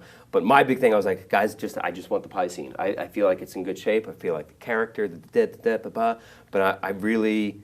The pie scene, and they knew it, and it was just a matter of, you know, kind of figuring it out, and then, but it went on for so long, and I was so aggressive in my sort of, that being the thing that I was like, this draft does not get, you know, I don't shoot this movie without the pie scene. It was like the one power. I was like, I will not, we need a pie scene, and And by that you meant I meant A scene with the power of the first movie when yeah. you so make Dear Sweet Love to the pie. structurally in the movie, you You know, need the pie scene moment. the pie scene moment exactly, and then The audience wants it. yeah, well, and also because the audience now expects it to happen. Right. So then I have how do you confidence. top it? Yeah, how do you top it? The bar's been raised. And how do Or you do lowered, it? if you or will. lowered, depending on how you look at it. But also credibly do it because Yes. because now the characters are 30 plus. Right. You know, some of the things we've done in earlier films wouldn't make sense. You know, they'd be creepy if not illegal. And it's like, so you have to find a thing that's extreme but also makes sense now for a 30-year-old guy to be doing. You know, so it was not an easy task that these guys Not had, at all. You know, and John, the one director, called me or texted me one day and was like, "Would you be willing to show your penis?" And I said, "Absolutely." You know, because I've I been told waiting them, for this yeah, text. well, because also in my aggression about this scene, my pursuit of this scene, I told them, you know, and they knew it inherently, but I was very clear. I will do anything, literally anything. You've got free reign. Go there, like absolutely. You know, I'm in, and then that's when they suggested that. You know, they asked, would I be willing to show my penis? I said, absolutely I would. You know, as long as it makes sense in the context of and we went back and forth about this idea, and it became what it is. And not only is it, in my opinion, does it accomplish for me what I wanted in terms of having that pie moment, but it actually, the parallel to the pie scene is kind of amazing to me. It's Jim, he's in the kitchen, Right. He's caught with his pants down again. Instead of a pie, it's a lid. It's the same. Like there's actually, and you know, he gets caught. And it comes at the same time. It's structurally. And they justified that your character would actually do this as a so-called grown man. Yeah. So we found what we think was good enough justification that I against my you know, better judgment, got really wasted the night before, and then just wake up in a mess in the kitchen. It's a little bit of a, you know. But it works. I think it totally works, and Well, I was clearly thrilled. it does. Yeah, I think it was good. I was really, really thrilled with that. But it's funny because I was so, I think, on them about the scene in general that when I first started talking about the scene, people started asking me about it. I was like, yeah. They were like, who came out? I was like, yeah, no, I did. I came over that. And then I felt so bad. I spent like 2 days in Australia. And those things get syndicated and now. So now, and since these are the first interviews, you know, it's hitting the web. Like Jason's idea to show the penis. And I was like, oh, man. When he refreshed my memory about the back and forth and the text message that he sent, like, you're absolutely right. You're absolutely right, and I'm totally taking credit for this. All you did was push them to give you the pie moment. Yeah. And then they crafted the... And told them that I would do anything. I mean, I gave them stuff to work with, but they crafted the joke, without a doubt. So let it be known here and now. We clear the air here and now. Here and now.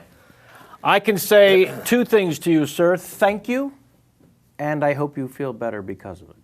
I do. All right, I actually really feel a lot better that I got that off my...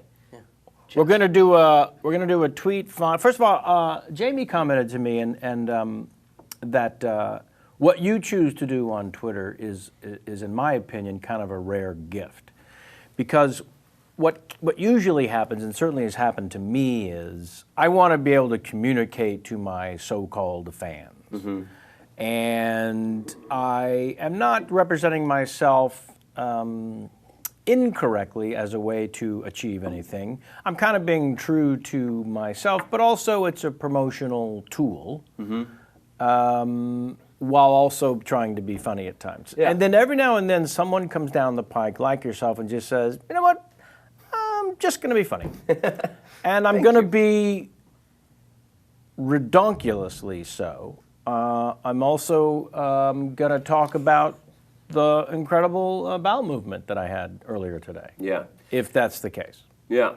That kind of freedom for idiots like me then becomes wildly envious. I appreciate that. Thank you very much. Yeah, Twitter has been this really interesting experiment for me because You're fearless, clearly. yes, There's no net. and there's no net, and I've never really had a medium to sort of show. Well, I mean, it's funny because people read my tweets, they're like, I'm so shocked and surprised. You're so vulgar, and I can't believe you have this sense of humor. And I'm like, the guy who fucked the you know, I pie. fucked a pie, right? I fucked a fucking pie. Like, clearly. What are you looking for? It's all anyone knows me from. So, like, what signs did you not see there? You didn't see this Getting coming? back to my roots, I would accept. Exactly. Outrage. Yeah. Not on the table. Not on the table. But it has been this really fun thing where I have been able to, I guess, surprise some people, and I kind of like that. I think it's been and it really is my sense of humor. I mean, it really Clearly is my sense of You humor. can't make that up. It just comes across as organic. oh boy. Yeah. Oh boy. That freedom is just. And you know so- what it is? Oh, I got Fungul. it. I got it. God. That's all me, by the Damn way. it. That's my fault. Now my. 45 show. That's a first. Is this a first? Really? No one spilled? Congratulations. Thank you But very you know much. what? You were excited about. It's the first sign of it's the first sign. First sign. Oh, good God! It's Come on in, happening. Kenny, don't oh be God, I'm attached to it. I'm tethered. I'm tethered. Kenny, toss him the thing. Toss him the roll. You can do it. The roll. Throw the it, roll. Kenny, There throw it. we go. There Yeah. we go. I have to cut away to something. There we go. Holy Now shit. it's the thing. This has never happened on the show, huh? I'm glad this was my water mug and not my coffee mug. But Sammy is right. I'm afraid to say it. Wow. It's the Oh, no, first no, sign wait, of cancer. Wait. The chat room's reminding me of it wasn't the Kevin Smith episode, but it was one in New York. I spilt water When you on my spilled water computer. on your computer. Yes. I missed doused that my laptop. Oh, And I God. went there with a hair dryer, like From New York. Yes, that is true. That's That's my funny. hair dryer. by the way. Did it Nice. did it survive? Yeah. Oh, sure. Yeah. If you dry them, I've dropped my phone in the toilet and just immediately put a hairdryer on it. It's fine. Mine, not so much. No, you didn't put a hairdryer on it. See, I dropped my toilet. I dropped my toilet in my phone. It was the weirdest. I was on acid. I'm pretty sure I dropped my toilet in the phone. Right. But And then you tweeted that you dropped a dookie in the toilet. and then I tweeted about my poop. It was very funny. And everyone laughed and was surprised, even Shocked. though I fucked a pie. Shocked and appalled. Thank you, sir. try this again. More to spill. Anyways, Twitter is fun, and here, we're going to celebrate it. I'm going to bring in another tweet 5 for you, and then I'm going to bring in Sammy for a little game we like to call Who Tweeted, but not yet. T5. First, a T5. They were listening. They were indeed. This one comes to you from Twitter. The first one, Dan Palmer, came from Facebook. This one comes from Twitter to you, at Mr. Rock83. Are you ready? I am ready. Pie or cantaloupe? That's actually a good question. Well, these are all good questions, sir. Yeah, okay, sorry. Pie. Nadia or Stifler's mom? Nadia is Stifler's mom. Stifler's mom. I like that halfway through the That's two-syllable the name. only way I could be diplomatic there. Yeah, that was perfect. Nadia's just, what a toughie. Stifler's mom. Blink-182 or Angels and Airways? Blink. Theater, movies? If I say theater, I'm afraid that movie people might be listening and will be like, he doesn't care about films. Theater. Nobody's watching. Yeah, you make a good point. Good point. Yeah, she loves to make that point, by the way, even when there's people in upwards of 85,000 watching. And the last one, this is where we're going to get you. This is where at Mr. Rock83 is going to get you. Okay. Snowboard or mountain bike? See, you're fucked. Now you're fucked. That's a good one. I'm going to have to go snowboard. What? I'm going to go snowboard. Really? Yeah. More adrenaline rush? Yeah, It seemed like I love equal danger potential. equal danger potential. I'm better at. I've snowboarded a lot more. I'm much better at snowboarding. When you're better at something, that's Sure. you tend to enjoy it more. So You think you have control over the danger. yeah, And yeah, that's exciting. And that's exciting. Yeah. But yeah, I would go snowboarding. Right on. All right, now, my friend, it is that time in which we gamble just a little bit Okay. as we play Who Tweeted? Look, there's an animation Sammy. This is awesome. Oh my God, that's so rad. Have so much to say. Who tweeted? Is the tweeted? game we're gonna play. Oh, this is good. Please explain, This Sammy. is good. How the hell does I this- like this show. Right? This is a great episode. Are you happy? Are we happy? I'm gonna miss you so much when you're gone. I can't tell if you're being facetious. I genuinely am gonna miss you. We're all gonna miss you. Okay, I don't believe it. Okay. It feels like you're saying the show normally sucks. No. I'm just when he's dead. Oh! That's what I This mean. is all Got it. to I do. keep forgetting I'm Yeah. expiring in You've got 20 minutes. minutes to go. Shit. Make the last one. know, good. I keep forgetting this is a. I've got gonna- a few ticks left. Yeah. And let me send you out on a high note with a victory in Who Tweeted. Here's how you play. Yes. So I'm going to read one at a time a series of 8 tweets. One at a time. All of these tweets were authored by either Tyra, Paris, or Bieber, aka the boy. I will begin reading each tweet, and as soon as you feel that you know who tweeted it, you ring in by saying your own name. I will then point to you, and you have 3 seconds to say Tyra, Paris, or Bieber. Okay. Ring in, you get it right, you get yourself 5 points. What happens Ring if he in, gets it wrong? You get it wrong, you're going to lose 3. A penalty for being That's incorrect. right. Interesting. And you are Sneaky. playing against. Guys, I'm already dying. You're like, you're gonna like dock me points too. Let me just. Do let I me get a just- head start here? Do I get like 20 extra points? Let me just say, Start? The guest usually wins, by a the way. victory in this game might get you the antidote. Because the cancer antidote? You have it this whole time? Look, the American Medical Association, they don't want you to have it, Yeah. but I've got it. Yeah. And you can purchase it with this $20 bill. Okay. Now we're talking. Now we're That's talking. right. Now it's gambling. That Now we're is talking. right. Are you ready to Stakes. play Who Tweeted? There are stakes now. Oh boy, I'm ready. Tweet number 1. Good luck. Good luck for you. Gonna try and sleep. Try. We got the Tribeca Film Festival tomorrow at 11 a.m. Anyone coming? Kevin Paris. Oh, sorry, no. Off to a good start. Do I minus get an 3. opportunity or no? You do not. No. Okay. It's You don't one and have done. to. I've already lost you lost points. 3. You're already 3 you're points ahead. I'm not actually. I don't even need to open my mouth. Probably. Yep. Well, we've had a few like that. Tweet number 2. Another 2-hour Pilates session. Here I go. Hashtag fitness time. Jason, Paris. That is correct. Wow. Ooh, taking a commanding 8. Commando. Tweet. Would have been hilarious if that was Bieber, by the way. Tweet number 3. Be real. Be yourself. Kevin be Tyra. unique. Incorrect. Fuck me. Jason Bieber. No, also incorrect, but it's okay. So you don't lose any points. You don't lose any points. So you can come in. You don't have to wait for the whole question to be. Yeah. Anytime. At any point Wish you I think knew you know. that going into it. That's fine. Why? Because you're. Oh yeah. I You're guess- crushing it. Yeah, I guess I'm good. I'm You the are idiot who's destroying it. You have an interrupting. 11-point lead, sir. I am 0 for 2. Tweet number Kenny, is everything all right? 4. Dr. Chen, is everything all right? Yeah, it's fine. Tweet number 4. Just trying to get some work done. It's all about loving not only who we see in the mirror, but what we feel about ourselves when we look in Jason the mirror. Tyra. This man is destroying it. That is correct. Wow. Capo, I don't know how you're going to come back. I'm not. Tweet number I'm not 5. going to come back. I could take a couple off here, couldn't I? Yes. I could just like relax for next few questions. I would recommend it. Waking up in the middle of the night laughing because I heard this Will Ferrell joke on TV. Jason Paris.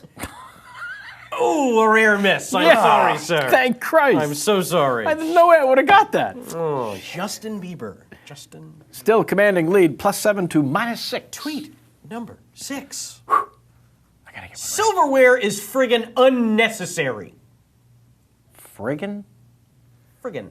Oh boy. Kevin Bieber. Ooh, 0 for sorry, 3. no. 0 for 3. Oh, for 3. sorry, no. Ms. Tyra Banks. Ms. Tyra Banks. That was Tyra Banks. Tweet number 7. The thing that matters most is giving back. Jason Tyra. Sorry. Goodness. You're weaseling your way down to 0. The Beebs. +4 The Beebs. to +4 to -9. Anyone's game, really. Nope. Not really. So for posterity, the 8th and final tweet. Is always worth 16 points? Yeah, why not? Tweet number 8. Oh, man. Wonder if anyone will notice if I take off in this golf cart. Smiley face. Kevin Bieber. JK. Incorrect. Oh, your champion. And winner of the cancer antidote, Nice. Mr. Jason Thelonious Biggs. That is how you play Who Tweeted. Nicely done. Thank you, That's sir. yours now. You take this. You take Well, and I'd like the antidote. So it. Talk to me after the show. Talk to me after the show. Yes. I'd Everyone would like it. should we set up an IV drip? Because I really am afraid of dying now. It's actually just a couple of Tums. Thank you, Sammy Don't tell Levine. anybody. That's Thank my you so selection. much. You know what? You did so well. I think we're going to have a little more fun with the tweeted the tweet 5.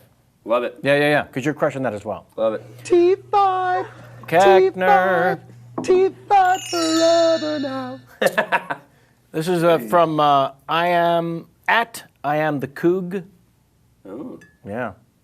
Sexy. it's hot. Is it Steph's mom? Jen Coolidge writing in? Is that who it is? It might be Kathleen Turner. Oh, all right. Cataline. Catalin. American pie or Croatian pie? See? Wow. Right. Croatian pie. You know what I'm saying? Do you even know what that is? I imagine it's meat Okay. filled. Yeah. And I imagine there's lamb in it. Yeah, there better be. Jay or Silent Bob? Silent Bob. See, you went the other way. Yeah. I like it. Wheatus or Iron Maiden? Wheatus. There's a music video, I think, involved with the Wheatus, no? Yeah, Mina Sarvari and myself did a music video with them because they had a song in a movie we did called Loser, big hit, and then that's the song. Yeah. Mm-hmm. All right, 2 left on the tweet 5. Allison Hannigan or Shannon Elizabeth? That's not even fair. Allison Hannigan. Straight up. She returns his calls. Yeah. I may have to work with her again. And lastly, more importantly, chocolate or vanilla? A lot riding on this. A lot riding on this, indeed. God, how many points am I up right now? Vanilla, guys. Vanilla. Sorry, the correct answer was strawberry. Oh, I didn't know that. Not a flavor.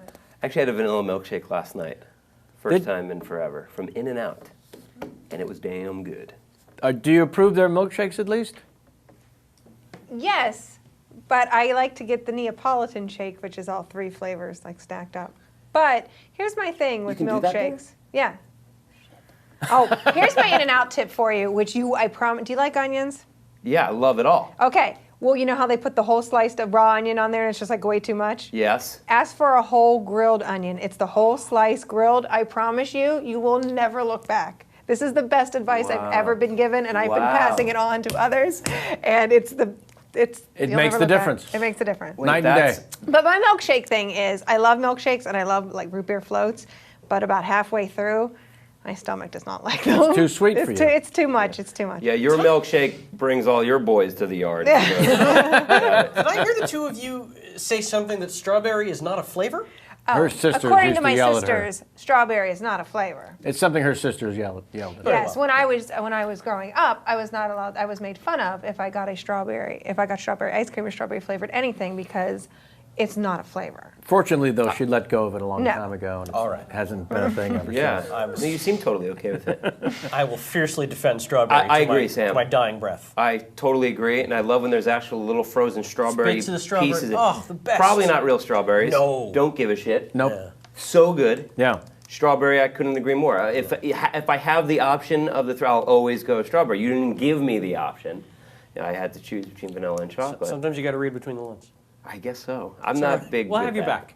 I'll come back. have you back. I'll come back, and all I'm going to do when I come back is read between the lines. That's all I'm going to do. Actually, all you're going to do when you come back is we're going to talk about who in this room played on their high school tennis team. Oh boy, Where's your hand? There you go. I did. Yeah. See, we have that in common. You did as well. Yeah. I want to talk to you a little bit about it. Do you still play? I don't. Mm-hmm. I miss it. Yeah, me too. Loved it. Yep. But there's something about sports in high school, I think, that you either have this team experience and you learn for the first time about discipline and training and all those things. Mm-hmm. But tennis was one of these bizarre one-on-one sports Yeah. where there was no team. Yeah. And I really, really liked it. Me too. Me too. Yeah, and I didn't always win. It wasn't because I won. That's why I liked it. In fact, I remember losing to a female opponent once in tournament play. Wow. And thought, well, I can't recover from this. Yeah. I'm 16. I have to kill myself. Yeah. She was 6. Well, I didn't want to mention that she was 12. You made a joke that she's 6.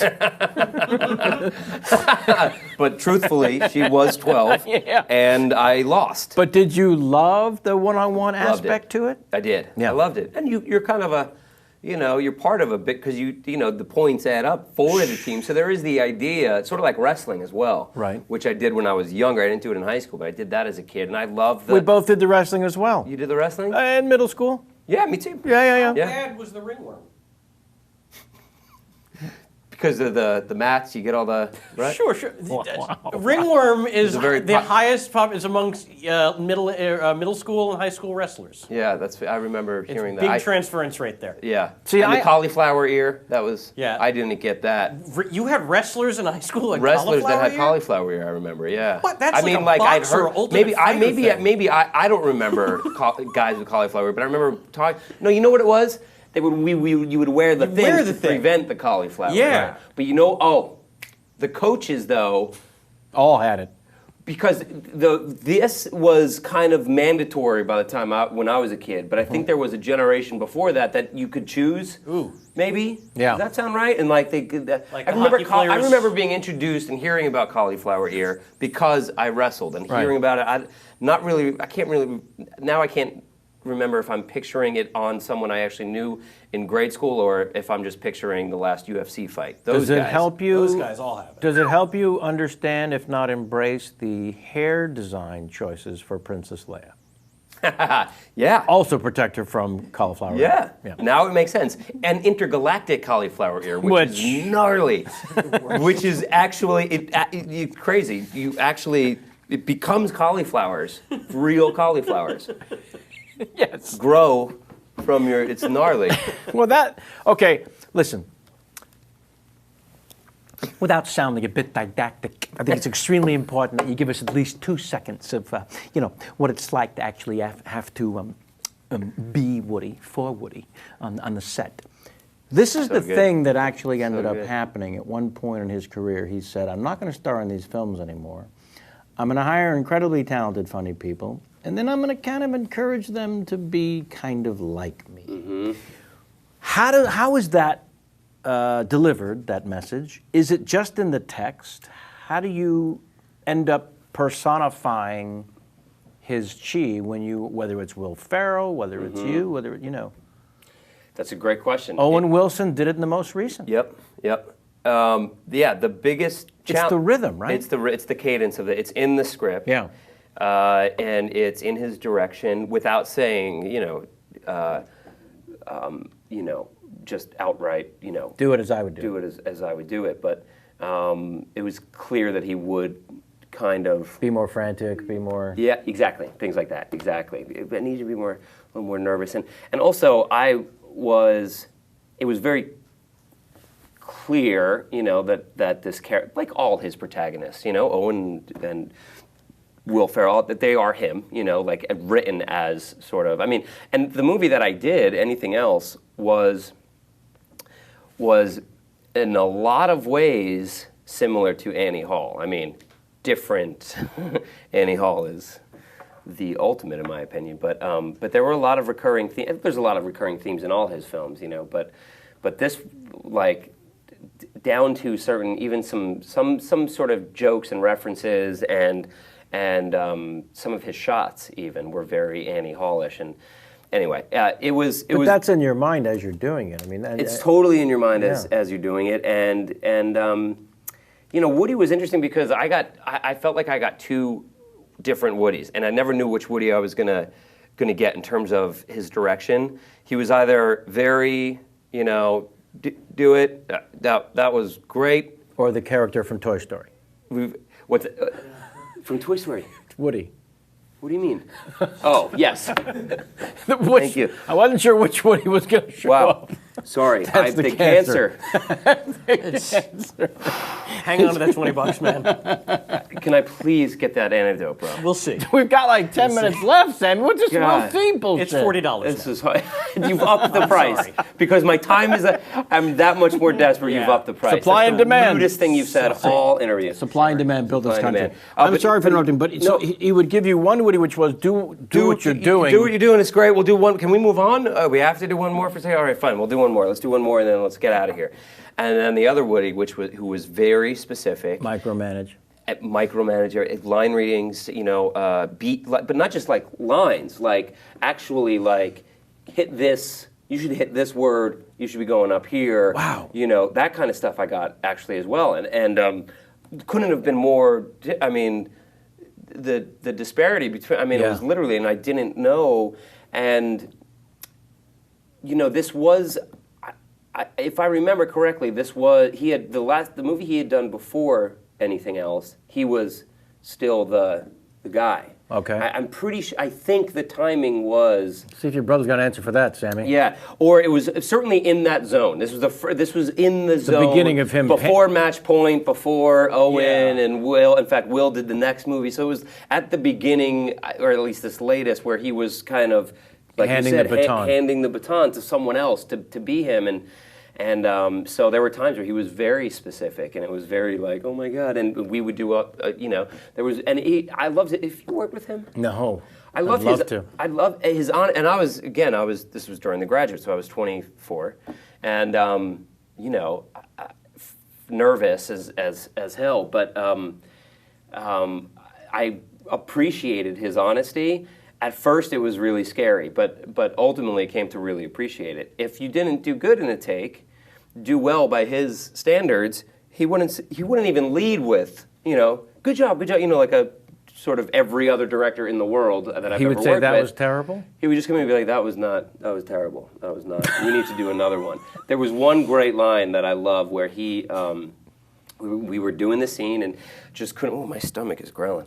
Where we just could. I don't know what's going on here. It's like my. Do you hear that? I feel I need to point it out because it's like I can hear. It's like a huge stomach fart, and I'm just afraid you guys are hearing it at home. Our mics are not that good. Okay, good. That's what cancer sounds like. Guys, it is the cancer eating away my innards. You can hear it. You can actually hear it.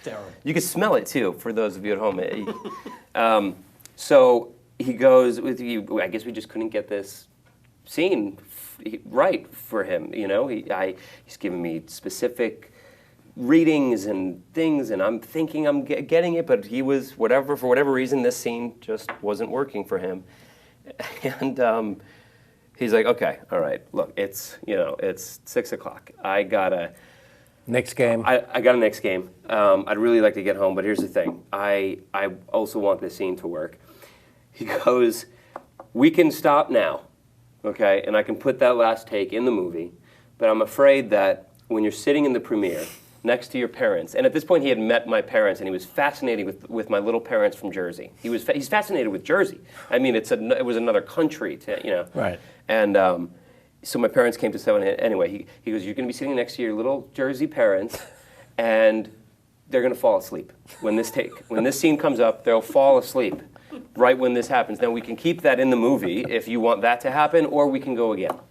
And you just stop, and I just look at him, and that's that instinct of like, Woody, that's really, you're funny, man. And he's just straight and I'm like, I guess I'll take another. I'll have another take, please. And you're just like, oh God, oh my God. But you kind of also see that he is being funny. Yes, of course. But because it's Woody, and because you so want to impress him, and especially because I'm playing you. I'm basically playing you. Because you're not 24 anymore. Yeah, and it was so nerve-wracking, but it was ultimately one of the best experiences, A greater challenge I can't imagine. And the biggest challenge was, because I knew that that's what was happening. It was very clear I was playing A young man. him, but I didn't want to, nor can I do an impression. I can't do that, It's weird that he doesn't want it, and yet sometimes it ends up happening. Yeah. Because as you say, he's giving such specific direction. And I'd be curious to know what other people that have done those roles say, like what Will experience was like, Or Larry David, or yeah, exactly. I'd be curious to sort of talk to them and just kind of be like, what was, you know, and maybe it was a trust thing. I mean, I was, for all intents and purposes, you know, the youngest Woody. Well, I mean, there was like Seth Green in like Radio Days and stuff. Remember, you know, so there were other, but like, you know, not the lead of the picture. Yeah, I was young, and I was young. You I'm know, not sure there's been a younger lead of one of his movies, you know, all the way through. And I wonder if it was like a trust. Maybe he just felt he needed to sort of micromanage me a little bit more. Which, by the way, I don't blame him. I mean, you know, but it was a fascinating experience. And through it all, the biggest regret I have in all of it is that I still don't have a Woody Allen impression. I was hoping the thing Because you have others? No, I have none. I just assumed, though, that I would be blessed with a great Woody Allen impression when I was. And here's the other, I worked with him every day. I mean, I worked every day on that set. And it was this weird thing where, you know, a lot of his actors, they're all it's very ensemble, his movies, and they come in and they work for a couple weeks, and he doesn't always give scripts, apparently, to like, and in fact, some of the other actors in this movie, Stockard Channing came up to me and was like, what is the rest of the script like, you know? Because they give you the scenes you're in. That's what he had historically done. I don't know what he does now, but that's the MO. Because he doesn't hire me anymore. So how would I know what he does now? But the MO was he just gives you the actors the scenes, no matter who you are. He gives you the scenes you're in. Right. And I was in every scene, so I had the luxury of reading the script at the beginning of the shoot. But then I would have all of the other actors. From Jimmy Fallon did one tiny scene to Stockard Channing and Danny DeVito, who were in being like, so what is this, Jason? What is this? What happens next after this? And I'd be like, I was like the keeper of the, you know, like I got the guys. Come here, I got you. DeVito, come here. Let me tell you what happens in this Woody Allen movie. You know, it was like very strange and surreal and. Well, I have good news for you that you actually do have a great Woody Allen impression now. You just need to watch your performance in the film. Oh, well, thank you. If I may. I guess because he forced it out of you.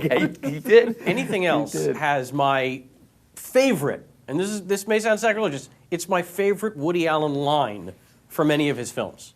Any of his films? Yes. Oh, wait, I laugh about this every day. Can I guess? Please. About the threesome? No. Or about having sex with himself? No. Okay. What are those lines? Let's compare. Yeah. It was a whole scene about masturbation, and that was real quick. That was the other thing that was nerve-wracking and crazy and weird about this experience was Woody wasn't directing it and only directing it and not in the film. He was also in the film, if you remember, playing my sort of friend, mentor guy. Yeah. So we'd be in these scenes together as well, where it's like Woody playing opposite Woody. You know, Woody wanting to play opposite a Woody, it was like really trippy. And how do I'm not supposed to be doing that because we're not the same character, but I am the character that you want, but you're still in it, playing a different character. It was all kinds of weird and confusing. But I thought the masturbation scene, he's talking and he's going, my character, for whatever reason, was like, masturbate, what are you doing? Like, he doesn't masturbate for some reason. And but Woody was like, it's sex with someone you love. That's the thing I always remember, sex with someone you love. Yep. And then the other thing was him talking about, he goes, just last night I conjured up a threesome in my head with, and it was like, it was me and Marilyn Monroe and Sophia Loren or something. And he goes, and he's something like, and if memory, he goes, if I'm correct, it's the only the only time those two have ever performed in anything together. It's the only. That's great. You know? That's really great. I thought that line was great. What is yours, Sam? My favorite line is he's giving you all this relationship advice, and then your character says to him, you know, I don't understand. How come you never found a nice girl and settled down? And his response is, I have this theory that too much rejection causes cancer. Wow. There you go. I guess I've been rejected a lot because I am... We've come to the end of this. Oh, God. Speaking of rejection and cancer, we want you off this show and you're going to die of cancer right now. You did so well because we never even got to... Tony Danza, Martin Short, or Andy Dick show. Oh, wow, yeah. Yeah. Oh, my God. But I was on all of those shows. That's right. Those were all shows. Wait, let me rephrase that. Those were all shows. yes, those are all shows, and I did 2 of the 3, so I can speak firsthand. They're all shows. We didn't get 2 guitar lessons from Neil Diamond. Oh yeah. That happened in this man's life. That happened. Yep. The only guitar lesson I've ever gotten. And you said, meh. Yeah, I never. And he gave us all guitars, these great Gibson, and he signed them, and they're beautiful. And he gave me my first lesson on it, and I was like, this is awesome. And It's got to be pretty great when he shows up on the set. That it was Saving Silverman. Was that the? Saving Silverman. Yeah. Yep. And he hadn't done a movie since the Jazz singer. Yeah. And Isn't he that shows wild? up, and it's Neil motherfucking Diamond, and he brings everyone guitars and says, "Oh, by the way, let me show you how to play it." Yeah, it was kind What? of like, and like the big ending of the movie is we're all up on stage performing with him. Now Jack and Steve really play music well. Yeah, of course. Obviously Jack, Tenacious D, but Steve's on is a great musician as well and can play. And they sing, and I was the asshole that and not musically inclined. I have rhythm, but I had to. They made me the keyboard player of the group so that you can fake. They could shoot above. You were the Linda McCartney of Exactly. Exactly. Or the Partridge Family daughter. It was so embarrassing. And those 2 guys are, crushing it. So this final scene up on stage, I had like a Tambourine? Is that what that's called? Sure. Yeah. Again, musically not inclined, and yeah. So I got to perform with him, but not but it was still fun to be up there. But Jack and Steve especially were thrilled because they were really So jamming they out didn't with need him. guitar lessons, whereas you and Yeah, no, I don't think Neil gave them guitar lessons. They talked a bit, and they actually would mess around, and Neil would give advice and stuff. But my actual first and only to date lesson. This is a chord. This is A. This is D. From Am I Neil even Diamond. saying it right? By the way, I don't even. But from Neil Diamond. A That's guitar goes like you hold it like this, right? That's. It's a flamingo. Can't thank you enough. I can't thank you. Honestly This and has been truly. fun. And then I get to ask you the question, can you believe we've gone 100 minutes? Crazy. Wow. Ridiculous, right? Yeah, it is kind of Just a couple of schmoes talking. kind of insane. I'd like you to start thinking about your Larry King game. I'm going to go over the rules again. They're very simple. I want a bad Larry King impression. If you give me a good one, I'm going to start crying. So don't do that. Okay. And then it's What that. if I just do the most spot all of a sudden? I'm like, okay, no problem. Can't do I Woody just give Allen. I can't do any impressions, you guys. I just do the most spot on. Like I actually look like Larry, like everything. I'll offer you the glasses. So then it's Larry just sharing a little moment about himself, and then he goes to the phone, and the name of the city should be like Paramus. Okay. This Am I is the- doing this right is the now? camera, not this very second. I just want you to Okay. wrap your brain around this is about to I'm happen. nervous. Yeah, of course. And I have to take a poop already. We know this. My innards are. I'm like getting all. That's your camera. Okay. Kenny, Jamie, did you have any last questions for our guest while he's gearing up as Larry King? I just want to say that I really enjoyed the movie Saving Silverman, and because, well, Steve Zahn and Jack Black are great in it, but there's a lot of Arby's references in that movie. There are a lot of Arby's references. And I'm an Arby's fanatic, so She has like $175 of gift cards. this is To the thing. Arby's. I like Arby's. People think I love Arby's because I like it. So I always receive a lot of Arby's gift cards for like Christmas. One could birthday, argue whatever. she's wearing Arby's orange, by the way.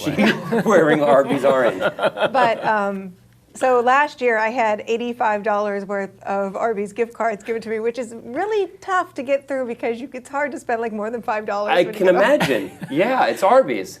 So I had a lot of friends, Kenny, if you recall, that worked near an Arby's. It was that I would always be like, hey guys, I'm treating, let's go to Arby's. So that's what Saving Silverman reminds you of as well, Yes. is the fabulous There's a Arby's. lot of Arby's references. There's not too many Arby's in Los Angeles No. area though. There's that one in Santa Monica is the only one I go and then to. there's the Oh, there's one on, like in Hollywood. on Sunset and Bronson. Yes, I've been to that one once. Interesting Yeah. that he knows exactly what. I used to live Beechwood Canyon there, and that was a late was your night lunch go-to. spot. Oh yeah, that was my lunch. I lunched there A lot of lot. business lunches I there. held most of my meetings there. If I may reference Saving Silverman, I think it was a travesty that neither Jonathan nor Sarah Silverman had anything to do with that movie. Nicely done. Thank you. And they kept Amanda Pete's breasts out of it? Yeah. She was wearing some pretty revealing Yeah. clothing, but I don't think she ever showed her tits. Yeah, no. Because we. Because that was her thing for a while. Well, we realized the other day that in whole 9 yards. I was Yeah. present. I was the reason that she showed her breasts. Well, so You that my coaxed them character out. could get whacked by Willis. Yeah. That's right. The birth of naked boobies from the wonderful Amanda Peet. Yeah. Just saying. The birth of my raging heart. What? What happened, sir? Okay. Yes. I've done all I can Oh, to God. postpone it. There's your camera, sir. And remember, you can go back to his first ride on a pterodactyl. This is Larry King. You can kind of. Can I hear yours again? It's horrible. That's it. It's really bad. And then what was your joke you did? No, you can't. Okay. It's a too much information moment, but it could be about anything, really. Okay. Yeah, you're making it up. Let's be honest. Okay. Are we ready? I think this is relate a little bit to your education at Montclair State University. It's possible. Yeah, we're ready. Okay. All right. That's a wonderful story. Gosh, I'm sitting in a pile of my own shit right now. Let's go to Larry in Poughkeepsie. Larry, you're on the air. Poughkeepsie, always a favorite. Have other people done Poughkeepsie? No, Oh, okay. it's a favorite of mine. Maybe Poughkeepsie first. As a name, it's a Poughkeepsie first. It's a good one. Yeah. Poughkeepsie is a good one. Well, you also inspired me earlier with Schenectady. Uh-huh. So I kept it in state. I think Matthew Perry might have been the only person who might have referenced "I'm soaking in my own sauce." That's right. What a much funnier way to phrase it. What a much better way to phrase it. I'm sitting in my own shit. Yes. Now it sounds like one of your tweets. Now it sounds like one of my tweets. You're gonna God, have to I'm tweet really that. predictable, aren't I? No. Oh, no. There will never be a time, in my opinion, when bathroom humor is not funny. I agree with that. Always funny across the board. Yeah. Makes this one laugh, too. No, that feeling that you have right now is not from any sort of disappointment or anticlimactic from the Larry King game. It's the cancer. Got it. Because we're out of time, and that means I'm out of time. you're out. So thank you for your final performance. I like that it's documented, this whole Oh, sort of... yeah. Because in some circles, this would classify maybe as murder. Right. So I'm glad that this is all being documented. For the low price Okay. of $65, the antidote is just a little lip balm. It's up to $65 It's up now. to Did you notice? 65, and I've got Yeah. to put his lip herpy lip balm Yeah. on my... Yeah. In order... That is In the order brand to you get rid of use, it. right? Oh, Lip yeah. herpy lip balm? Herpy lip balm? It's the best. It's the best. What came? Did someone come from the room with something? No, I thought of Kenny from South Park with the herpes. Oh, the God. live action Kenny. Are you watching the South Park this year? I haven't seen it this year. They did a That's live all. action version of the cast, and It was a reenactment with live actors, and it was No. Yes. real people as each of the boys. they're So- crushing it this year like insanity. Really? Like insane. Wait, so they had actors come Yes. in and that Play. is... You're going to want to see it. Doing a Don't let us dramatic describe it reenactment. anymore. You're going to want to see it. That's amazing. Yeah, well, let's say Have no you more. had Matter Trey in here? Oh No. my God! Could you imagine? That would be a great And show. I'd like to I see. think one of them is in Santa Monica. Matt. Here's the weird thing about the show. I know them, but from a long time ago, and I it's always it's funny straddling that line between please and hey, remember Yeah, remember when when we were kind yeah of buds and yeah. we kind of Yeah. acquainted? Whereas I got to reach out to a total stranger and say, I'm a big fan, please come by. And then you got to say, I'm a huge fan of yours. Yeah, massive fan, Right. and I am. Well, I truly am, and I think this was a no-brainer for me. I'm glad that schedule finally worked out. I'll have it for the record. You had to cancel on me a couple of times. yes, right? Actually, yeah, you would think it's like, oh, the annoying guest, he had to cancel, bail, got Right. to find someone else. I was ready a couple times. I Listen, think. you love Carson, and so you can tell everyone you got bumped a couple of times. I got bumped. You Exactly got right. bumped. I got bumped my first time on Carson. Did you? Because Sammy Davis Jr. sang 4 songs. Long version of that will be in the book called How I Slept My Way to the Middle, coming out this fall. But yeah, sang 4 songs. 3 songs had never been done. The most was 2. Sammy sang 4. Now, your first time on that show, of course, I called everyone I've ever met in my entire life. course. I'm on the show tonight. Now, between the taping that ends at 5:30 and when it airs that You gotta night, call everyone back. I have to call everyone and have the same conversation. and talk them down from that disappointment. No, it's really not that bad. I'm going to get rebooked 65 times. Oh, God. You should have just emailed everyone. Well, no. Was that... Fire had just been created. Oh, okay. Yeah. So email Yeah. was not around. Yeah. So was and Sammy was one of my heroes, but that night in that moment. You wanted to kill him. Well, at very You wanted to give him least. pancreatic cancer, didn't you? I get it. It's your thing. At very least, I wanted to pop out that bad eye and skull fuck him. I'll tell you that right now. Oh, God. That was for you. Thank you. That was for you. I appreciate I wanted to end on something that you might tweet. That is kind of a fantastic tweet. Yeah. God, I wish Sammy Davis Jr. were still around. You know what? You know why? Take it as yours. I It would can't make me possibly. the I can't happiest human. possibly. Consider it this no different than deciding whose decision it was to show your penis in the cinema. Mine, first of all, for the record. Yes. I don't know why we're back on that falsity. I say thank you so very much. Thank you, man. And This is awesome. please sit there uncomfortably for the next 90 seconds while I While you do wrap some this stuff. damn thing up. Great. There we have it. 145, episode show 145 in the Canaroo. I want to thank Kenny, Sammy, and Jamie here inside the studio. We go out to Samantha, returning on makeup, taking that pasty white shine off my head. And you got your Justin, your Jason, and your Josh, the 3 J's of magic out there. And Lane Ewing, of course, at home. Kevin, I'm sorry. I'm being told they forgot to hit the record button. You know what? This is awkward. It's more than awkward. It's unfortunate.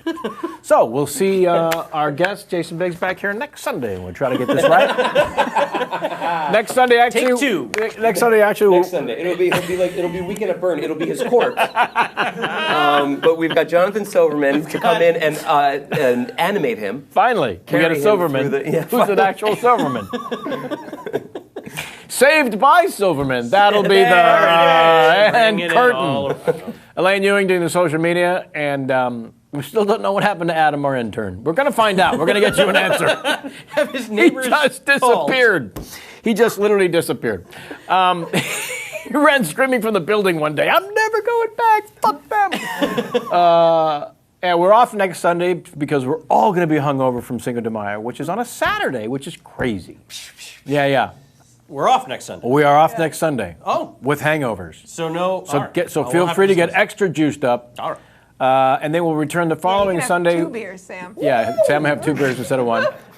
Adam Brody on the 13th, followed by the great Richard Kine on the 20th. And then, I don't know about the 27th. It's a holiday. Well, the 20th was supposed to be Ken Marino, no? Ken Marino has been bumped. Wow. Whoa. Right. It's Richard I know the feeling. Kenny's not happy either. He's not happy about it. Well, it's. I tried to Richard explain Kine. that we've been after Richard Kine literally like the great white tiger, the Yeah. hunt, But I have for a 3 feeling years. Richard Kine's going to forget and be like, I'm so sorry. I can't I believe it, forgot- Kevin. Can I tell you? I got an episode of Murder, She Wrote. They're bringing it back. I'm going to do an episode. They're going to shoot in spring. I can't go. So check the calendar. We got Stephen Collins in June. I think the first one is like June 2nd or something. And they're filling up, so check that out. Go to the site, go to the banner, go to the thing. Thank you all very much. We'll see you in 2 weeks. Until next time, and as always, get out of my face.